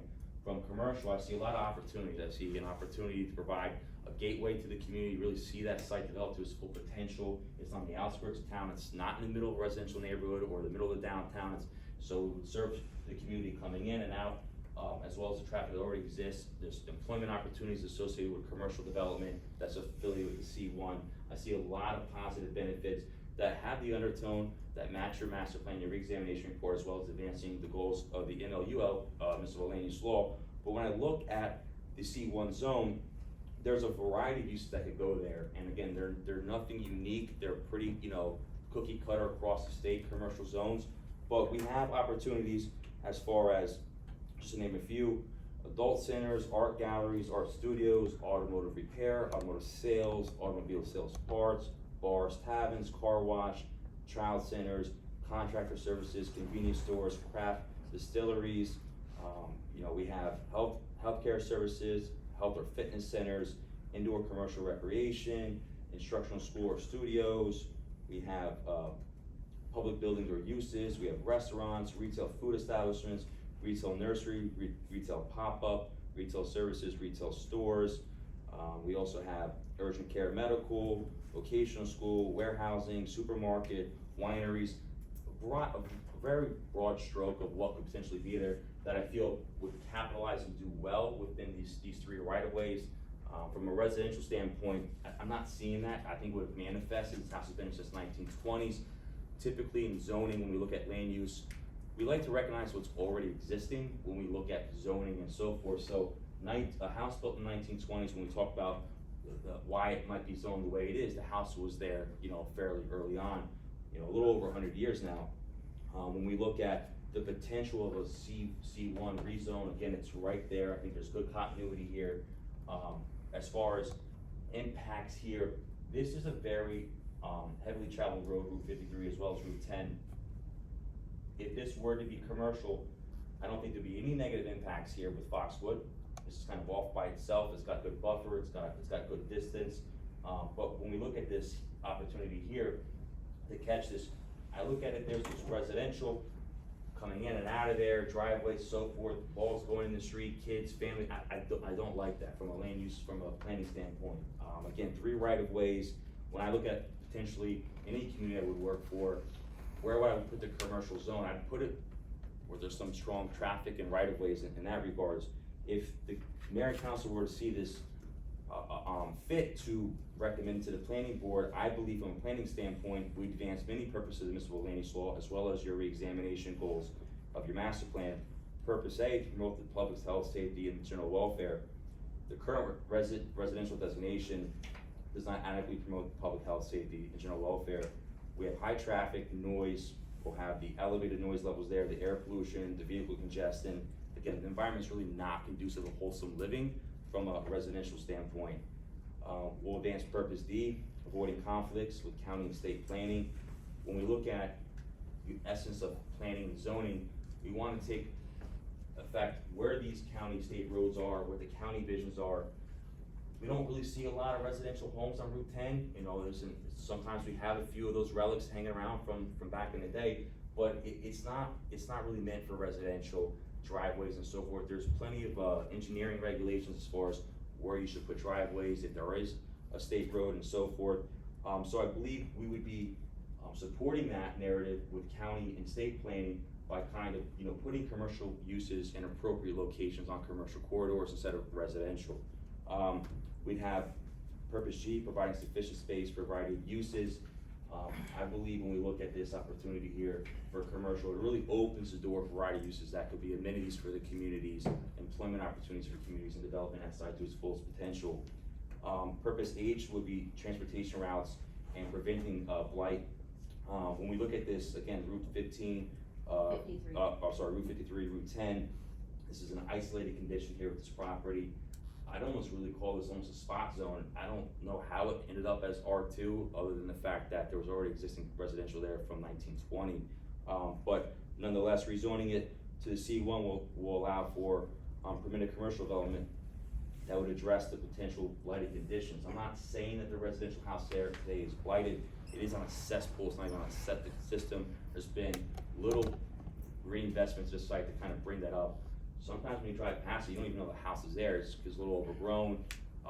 And I think when we look at that condition associated with that site, it would be hard pressed to find someone who's going to put that positive investment to the site, a positive investment to a homeowner there. I believe it's a rental property right now. It's not even owner occupied. It's not really drawing in what we see the conditions associated with a real residential neighborhood like on Foxwood. So when we talk about blight, it's isolated, it's by itself, it's kind of off on an island, literally an island, and really nothing's happening there. And it's kind of an opportunity for again, that's transformative use here and best use for the property. We can advance purpose I for a desirable visual environment. We get a fresh look here of what we can do. There's also, when it goes to commercial, I want to bring to the mayor and council's attention, it would go under site plan review if your planning board would see that fit, if you guys would agree with this. So if there was a commercial use there, there's another layer of control as far as how that site would work, function, operate, lighting, landscaping, ingress, egress, there's county roads there. There's levels of control that really would maximize the efficiency of that property in the most safe and efficient way, as well as the desired environment to promote purpose I of miscellaneous law. We'd also advance purpose N for more efficient use of land with the view of lessening the cost of such development. When we talk about more efficient use of land, kind of the concerns that were being raised before, a lot of these communities, we are reaching carrying capacity. There's not much room we could put places. So when we talk about efficient use, 20, 50 years from now, when we talk about, wow, we wish we used that property in a more efficient manner, that was the best use for the community. I don't see residential as the best use for the community along those corridors. So when I look at this from the basic municipal land use law perspective, I wanted to, look into the master plan, the reexamination report. Just want to bring, it's troubling, but it's happening. Morris Plains is one of the few communities that have large corporate campuses. Great rental base, great employment opportunities. With the change of markets, Blockbuster doesn't exist, land uses are forever changing. Unfortunately, some of these amenities and employment opportunities have left. So we're actually seeing a lot of our non-residential uses be transformed into residential uses for other reasons. This is one of those unique opportunities where we could take a residential property and bring back another viable use in the community. And with that being said, there's a lot of talks in the reexamination reports as far as the goals and intents of the reexamination. And I do believe with this opportunity to look at this closer for rezone consideration here, we would certainly advance some of the goals and intents of the master plan and reexamination reports here. And there, I think a really good one here is to, when we talk about develop and design guidelines to promote desired character in various commercial districts and corridors along Speedwell Avenue and Route 10. Again, we have those additional controls at a site plan level to get those desired design guidelines, preserve and protecting the suburban character of the existing residential neighborhoods. This is existing, but the character is not really residential neighborhood. If this were to be developed to its fullest potential and use here, I still don't see this little island as being a residential neighborhood. It's kind of a one-off situation. And then when we talk about other goals here, maintaining the borough's systems of streets and roads to continue to provide a safe and efficient movement of traffic and discourage routes that would negatively impact existing infrastructure of residential neighborhoods. Again, I think utilizing these corridors here to the maximum potential, the traffic exists. We promote that traffic and free flow there. Housing coming in and out, driveways in that regards, or the other uses that may be permitted in the R2 zone, I think we would have some concerns. And again, just for purposes of land use, 1 and 2 family applications are exempt from site plan.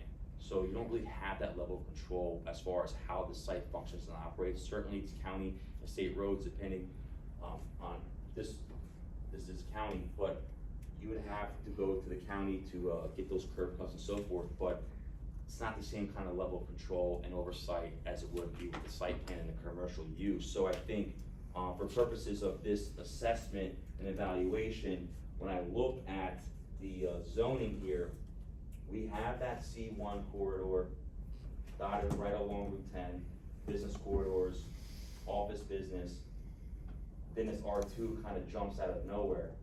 The R4 works, it's a big area, it's got a nice long neck.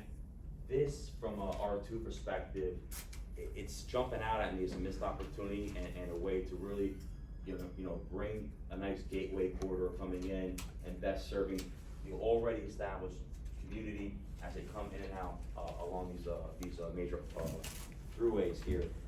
So really, in a nutshell, that's the overall scope. That's what we're looking at. That's what we're here before the mayor and council.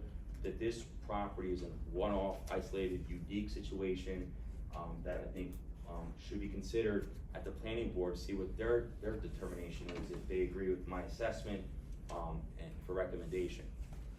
So let me just, if you're finished, I Yes. have a question for you. So can you just, you touched on spot zoning.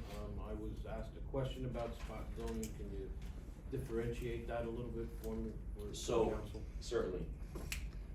Many years ago, when communities were being developed, it was, how do we come up with this delineation? And sometimes there was some debates, well, I don't like this, I wanna do this here, and they would say, okay, go ahead and do that, and didn't have any rhyme or reason, so it was more like a spot zone. So when I look at spot zoning, I'm not saying this happened here, we looked at the existing conditions and we said, there's a house there, let's make that residential. Why would I make that anything otherwise? There's a family here, we have to be mindful of that narrative. Times fast forward, but when we talk about spot zoning here, in the intent of zoning, we have to reconcile it with the goals and intents of the master plan. There's many more goals that I think we've advanced in that, but to put a zone in place today, you have to justify it, you have to study, you have to look at it. If we were to look at this from a commercial C1, I don't believe we'd ever raise the bar or question if that was a spot zone, because it makes logical sense. Let's say this was commercial and we wanted to make it residential. You might raise the concern, well, why? Like that spot doesn't work, right? Why that one-off property? And that's what this is right now. It's currently one property, zoned off on an island by itself with no real distinction or correlation to any other residential aspects here. Typically, when you look at land uses from a public realm, commercial, hard delineations, major roads, industrial, they're off on their own. You don't really know when one zone starts and one stops unless there's distinctive features here. These distinct features here is the road network within itself. So when I look at this, if we were to try to make this a residential today, it's one property, I would raise the bar as that spot zone or not. In this particular case, I don't think that would ever raise the bar. I think it's R2 today because the house was from 1920. Okay, just one more question I'll get to the council. If this goes to a commercial, right? Yes. Eventually, would you have access both on Route 53 and the on-ramp? So that's Route 10? that's the beauty of the site plan. It's really up for how the site would be developed, the safest opportunities. And again, given their state and county roads, this would have to be then vetted out at the county level for the best use of egress in and out of that site. So that is a possibility then? It is a possibility to get two driveways for a commercial use? I think anything is possible, yeah.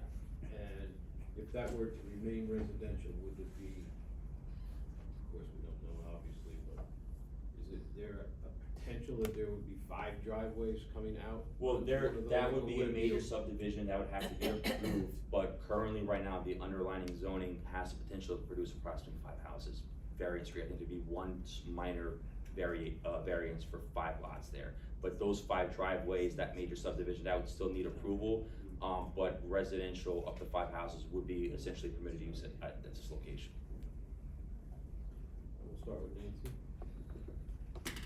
Thanks for that good presentation and for all this background information, it's very helpful.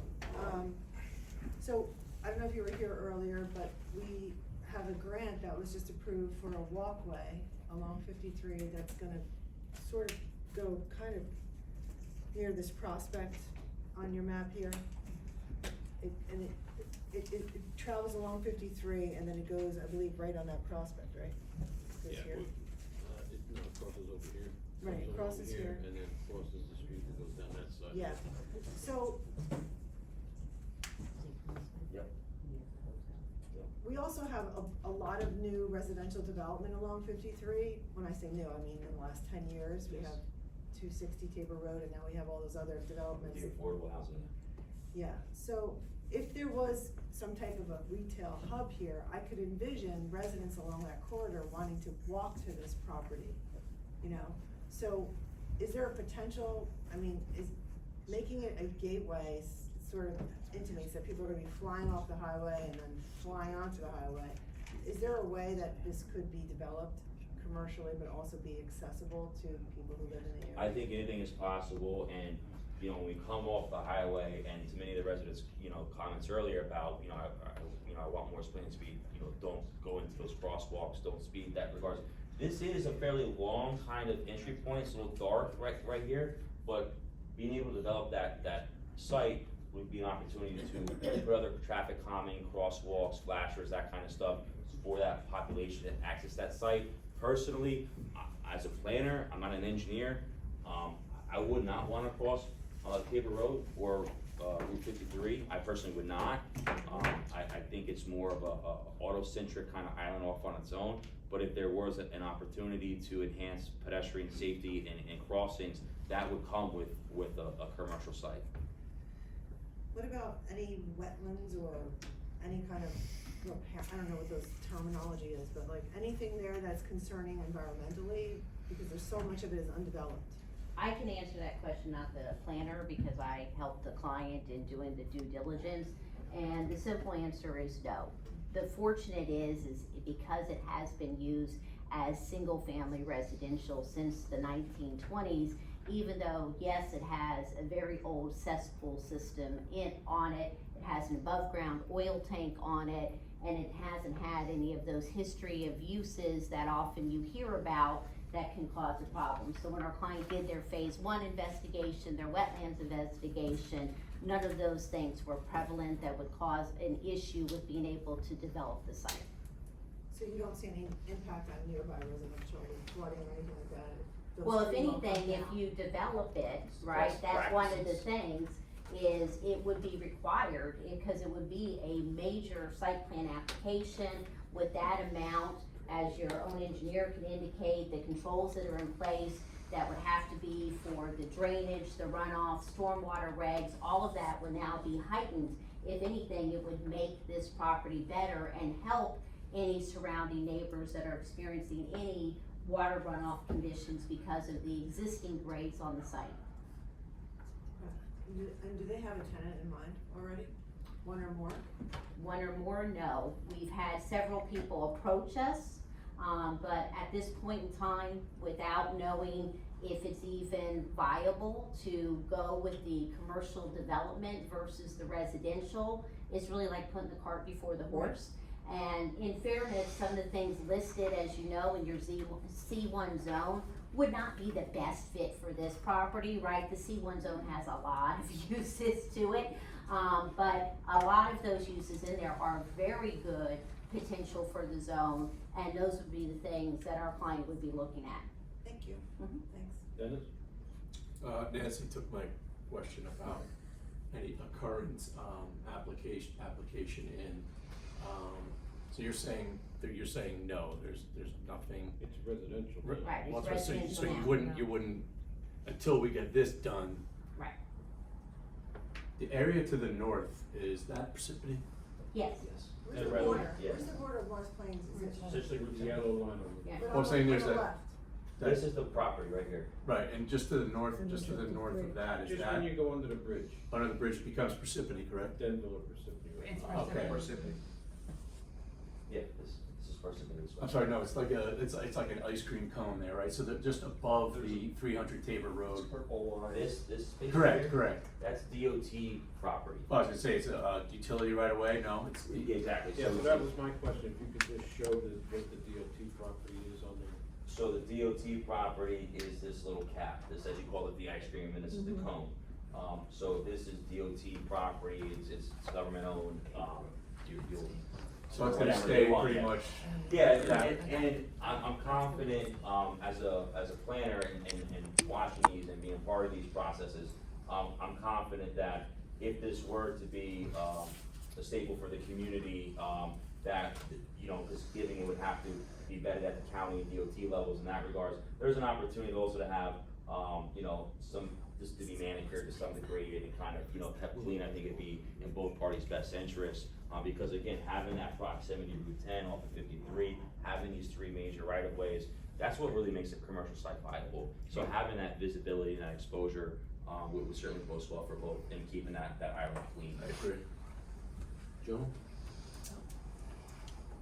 So,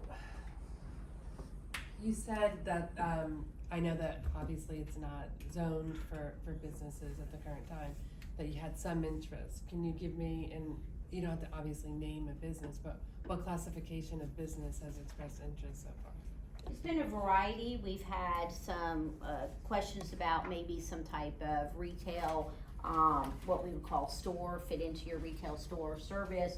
We've had some interest in maybe some type of small little local supermarket or convenience store. We've had interest on potentially like medical You know, there's been a wide range. The problem is, and is what I tell clients under the law, is people can speculate, they can tell you they're interested, but until you have a signed LOI or a lease, it's just talk, right? And that's the problem, you know, people can tell you they're interested, but until something actually transpires and they start putting money down and investing and sign on the dotted line, it's all speculation. But the real issue here is with it being zoned R2, all you're gonna get is speculation. Until it's actually zoned to be able to permit some of those variety of uses, then you're gonna know which people are serious and gonna move forward. Right, but that's the challenging part, because if we give approval, you know, you have to give that before you get any of that. Well, you it know, will help the spur, interest. it'll help spur Right. the development, because as the planner indicated, and I agree with him, you know, doing this for over 25 years myself, in the world of land use is what you typically see is if a property is zoned correctly, people are gonna come, invest, and the infrastructure's gonna be developed. Here, you have an R2 zone that has sat stagnant for over 100 years. Right. There is nobody knocking on the door for 100 years to develop this property. There is no, when we did an Oprah, there were no records that came out of the Oprah of any potential development of this site going back over 50 years. So that tells you something right there. This is zoned R2. So if we're gonna keep it R2, we've done the math, my client did, cause he's not, you know, a bad investor, right? You're talking 5 lots. Right. 5 lots, 5 single-family homes surrounded by 3 right-of-ways, 5 driveways. It doesn't make sense. So my issue with that area is the traffic pattern. So if you're going on Tabor Road, you're going towards Parsippany, it's right by Foxwoods, you're at that light, it's 2 lanes, right? Mhm. And then it quickly goes into 1. And I don't know if anybody's been driving, every time I drive there, I'm usually in the lane on the left, and whoever's in the right, right, and they try to cut you off, and they try to go ahead of you, and I think that's a very dangerous roadway there. So that's why, and I know that obviously it's a county road, but I have some issues there with the current configuration, and I know that configuration is not that old, because they kind of redid that area. State right there. Right, not that long ago. And I also think that the other part of Tabor Road, when you're going out towards 10, is some of the most dangerous roads that we actually have in Morris Plains, because people are coming down, eastbound on 10, they're getting off there, they're going 50, 60 miles an hour, and then they're slowing down to try to make that turn to get on, to go onto Tabor Road. Or the other way, like when my daughter starts driving, I'm gonna tell her never to go that way. When you come to go onto 10, you're then merging onto the road where people are coming eastbound and going 60, 70 miles an hour when you're slow going out of there. The only reason I'm bringing this up is because obviously there's gonna be even more traffic if there's something that's commercial there. And it's just a concern, because I do feel that those roads there are very dangerous. Now, one of the great things though, that is if it does get a zone change to the commercial, as the planner indicated, whatever property wants to be developed there has to go in for preliminary and final site plan approval. They also will have to go for county approval because we're on the county right of way, correct? So with that being said, that's when there's opportunities, depending on what that commercial use is, for improvements, things like deceleration lanes, things like enhanced lighting, enhanced traffic controls, things that will teach traffic, because right now, it's all wooded. So there's no incentive to slow down. It's dark at night. When I drive that area at night, I keep sometimes the high beams on just to do that turn. Yeah. You know, I mean, this is an opportunity to brighten the area, to bring in some type of development that is then gonna have any type of commercial development that will go here.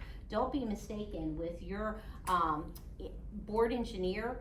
you know, there's gonna be traffic studies, there's gonna be all of those things that go with it, which is not the same level when you put residential in. Nowhere near that level. And you're not gonna have the same lighting that you would have with commercial if you're gonna do residential. I mean, we all know what a neighborhood looks like, and Foxwood is a neighborhood. 5 houses here is not a neighborhood. These will just be homes that will be facing Tabor and Route 53. Before Sal speaks, Rosemary, I have a couple of questions for you. Question number one is, I know you represent the purchaser here. I'm asking this question because of Councilman Cortese. Is there a condition on the contract for this approval, or have you guys closed? We've already closed. Oh, okay. No, So we've so already sell it, closed. okay, Yeah, very good. it's Okay. done. Terrific. My cousin's doing a property. Yeah, That's gotcha. why I asked. Well, then your cousin is I got happy. 90 of them in Morris Plains. Okay. So, Everyone. I'll have to go out. We already closed. Sal, do you have any questions? Yes, I do. I can't agree more because it was one of those properties like an island, and the word just fits perfectly because you got two main roads. But isn't there a state law that says if you're on a state road and you have a second road, that you're obligated to go on the lesser of the traffic? So that's, You would that's not- that next level review as far as, you know, the county and the engineers. I'm a land use planner. From a land use perspective, I see this more bylaws commercial. I'm pretty sure that That's more of an I've done engineering, developing yeah. and But I don't think that you'll be able to enter Route 53, but you will be able to enter from And- the other access road. and If that ever happens, regardless of the residential or commercial. Well, I don't think so on the residential component. I mean, if you have your lots are 55 foot, the driveway has to be somewhere. Yeah. You don't, the commercial, yes, I think the commercial really does bring a lot of the concerns as far as traffic calming, lighting, ingress, egress, because it's a commercial site, so it has to work. It's gonna get a lot of levels of scrutiny and oversight from engineers, applicants, engineers. Nobody wants to develop a site that's dangerous, nobody can go to it. In that regard, they wanna be able to have access to it. Your board engineer, as well as the county engineers, and in that regards, I think from an engineering standpoint, you're gonna have the best state-of-the-art practices from, you know, sewer sanitation and stormwater management systems, as well as traffic, and that, you don't get that level of control with residential. You also stated that there was no wetland there, so you have an LOI or? I believe there was a study, initial one, yes.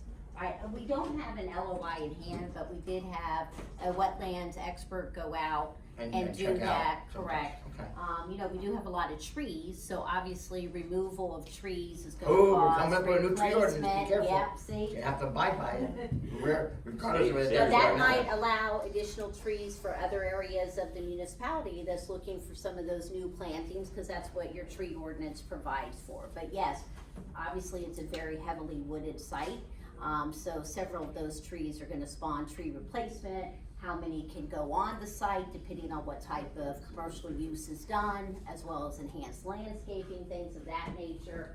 But I do wanna just say, we did prepare, just so the board understood, we did prepare if it was a 5-lot subdivision, cause as far as area goes, and we did do, a full zoning chart, it would only require one variance in front of your planning board to have 5 lots, which would be the lot at the top would be like your, the bottom, top, It's yeah, top, the bottom top. here, no, cause here's a DOT, so you'd have 2, 2, and then 1 come in. Obviously, if the client went with a 4-lot subdivision, it'd be a matter of right application, which means there'd be no oversight because he meets all of the zoning requirements. And again, we don't think that makes sense. You know, you don't want homes on this part of the roads and this island. Thank you. Okay, now, I don't know if it's a question or just a comment, but I knew a family that lived on that property. And they had little children, they had a slightly older child. And the first time I visited, I was absolutely shocked to think that a family lived on that island. And that's exactly what it is. And there are 3 major rights of way that go around that. I don't know how you could put anything there and have it be safe. So I can't wait to hear more about, certainly not housing. I can't imagine housing there.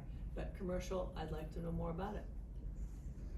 Well, this is where at this point in the presentation, if you are interested, we would ask you to please, vote to allow it to go to your planning board for a recommendation. Just before we Go do ahead. that, or whatever, I'd just like to have Bill weigh in on anything that you Oh, of think course, of. Bill, sorry. Thank you, Mayor. So at this point, we're not dealing with specific engineering issues, Right. but as to access, there's gonna be challenges here, for development of this property, either way, residential or commercial, with the DOT, the county, and as Mr. Cortez indicated, if there are second level roads, secondary roads in front of your property, you won't get a DOT permit to access. No. So, and again, along with those permits, will go improvements, widening, any number of things, so it's gonna be a challenge in that regard, but that would apply to either a residential development or a commercial development. So I don't, these issues, the zone change issues really are gonna have to be, we have to get input from our borough planner, of course. That's really the issues to be resolved. We have to be what? I couldn't hear. Oh. We need input from our borough planner, clearly here. That's the first person we have to hear from. Which is why it goes to the planning board and stuff. Jason, I got a question. Go ahead. I know that you've been fighting with the DOT to get a third lane, but it doesn't go that far. It stops before, or, I lost my orientation for some No, reason right now. it starts about there, maybe at the detention basin. So will it affect the property? No, Or is it goes east. Oh, so it's this one? Yeah, it's going towards So, Stop and Shop. I So I just- think it's past their property is where they're. That's where I thought it starts, right there Yeah, by the U-Haul about the there. gas station. Actually, where Yeah. that exit comes out on Route 10. That's the point. That's where it goes. So that property won't be affected? Okay. Well, Yeah. that I know.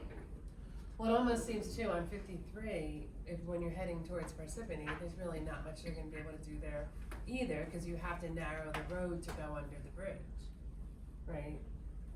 To go under the bridge on 10. They're not gonna, they're never gonna be able to make that like a second lane going towards Parsippany. Oh, on Route 53? Yeah. I mean, probably Well, they not. can't because I don't the know. bridge isn't that wide. to Yeah, have- but they own some of that other property up north, so, or, South, yeah. south of, Yeah, but what I'm saying is eventually it's gonna have to merge to go under the bridge. more than likely, I guess, yeah. Yeah. Alright, so, does anybody else have any questions or concerns or anything? Can you, I guess, John, can you explain the process here so everybody so- knows before we?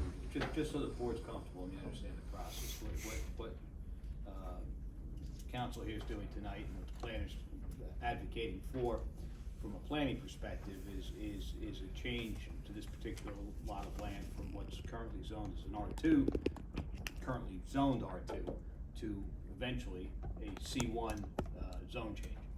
Under the municipal land use law, I believe, which is 40:55D-64, if my recollection is correct, no zone change can occur in any municipality until it's first referred to that town, which obviously here would be our borough planning board. The planning board then reviews, here's some testimony, here's some other evidence that'll be submitted by these particular individuals. It'll be reviewed by our borough planner and our planning board members. They'll make recommendations about, positives, negatives, suggestions, food for thought, so to speak. But then ultimately, our planning board, our borough planning board, is going to refer the matter back to this council. The planning board has no inherent powers to adopt ordinances or change zones by themselves. They can only look at this particular presentation, this particular idea, and come to a conclusion as to whether or not this idea would be inconsistent with our current master plan and make other recommendations. But ultimately, this, at some point, will find its way back to this board, and it's this board that you guys will consider in the future adopting a zone change for that particular piece of property from the R2 zone to the C1 zone. And what other wisdom at that time we want to put into it. But it's not, tonight you're not approving a change to a C1 zone. You couldn't do that. That would run afoul to the municipal land use law. So the council is just recommending this to the planning board for. Right, because the consideration. planning board is, generally speaking, the local experts here on planning. That's why we've appointed them to the planning board, and they fetter out some of these ideas. And as Bill alluded to, Our planner will ultimately be the guy that provides, Not a guy. oh, I'm sorry, Liz is not a guy. Okay, my apologies on that, but our planner will be the person who ultimately gives us real solid guidance on that. Are there any other questions for the engineer or the attorney?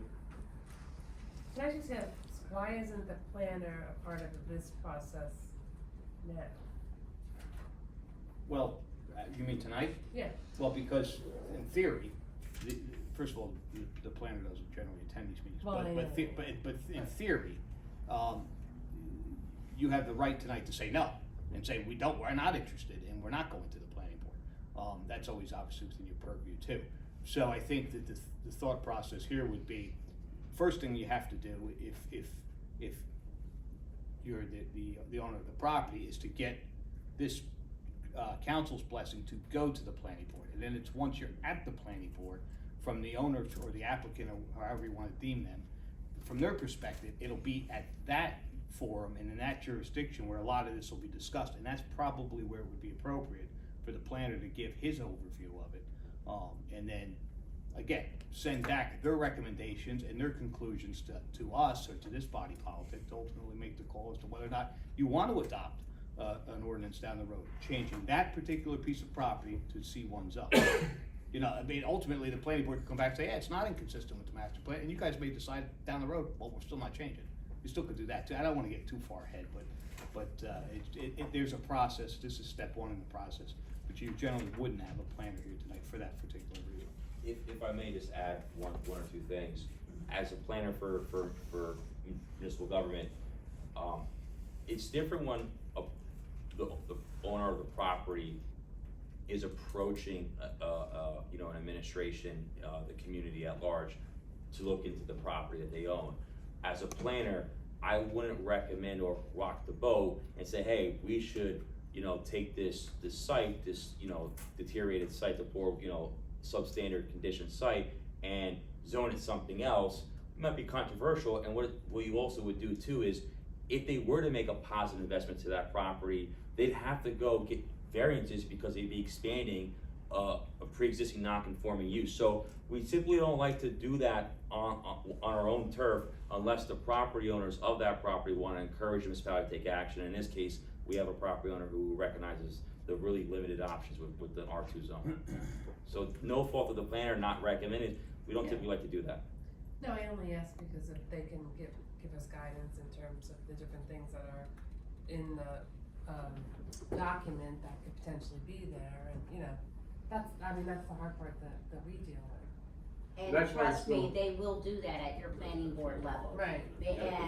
And that's where they delve into it a lot deeper than what we wanted to kind of delve into you now with, because you don't have your planner who's had a review to it yet. Like your counsel said, it's kind of like putting the cart before the horse. Right. Because if you guys had no interest in it, and you said, no, we don't even want to entertain this, then it never even gets to that level. So all we're asking for tonight is hopefully we've given you enough food for thought where you might be interested, or you might think it's a good idea, to where now you'll send it to your planning board to let them finish vetting it out and have your planner's input on it, and then they'll make recommendations back to you, and then we'll come back to you again based off those recommendations, and hopefully at that point, with whatever concerns or issues have been raised, or recommendations or conditions, we'll be able to then hopefully convince you that we are in agreement and that you would then vote on it. But if the recommendation comes back negative, you may tell us no. Okay. If you need a variance on things, wouldn't you then have to go in front of the Board of Adjustment? Depends on what kind of variance it is. It's either Board of Adjustment or the planning. But if it were to be zoned by your planner or municipality, while that residential house is still in existence, we need 5 out of 7 votes at the zoning board, because it'd be D2. Lawfully existing, non-permitted use. So any work that would have been done to that site would have had to go to the zoning board, and that's why I said we don't typically like to rock the boat in that nature. So the question before the council here tonight, and I'll have Roseanne do a roll call, is whether the council wants this to move forward to the investigation and looking at stage of the planning board. have their recommendation come back, and then the council can at that time decide whether they want to move forward with an ordinance change or not. Can you have roll call, please, Roseanne? Ms. Virgo, Yes. Mr. Cortez, Bring some life to the island, yes. Ms. Goddard, Yes. Ms. Kelly, Yes. Mr. Wagner. Yes. Okay, so you have your answer. It will be moved forward to the planning board. John will talk to the attorney of the planning board and scheduling and all that kind of stuff. Thank you so much. Thank you for your time tonight. Thank you. Thank you. We do have vouchers, Mr. Wagner.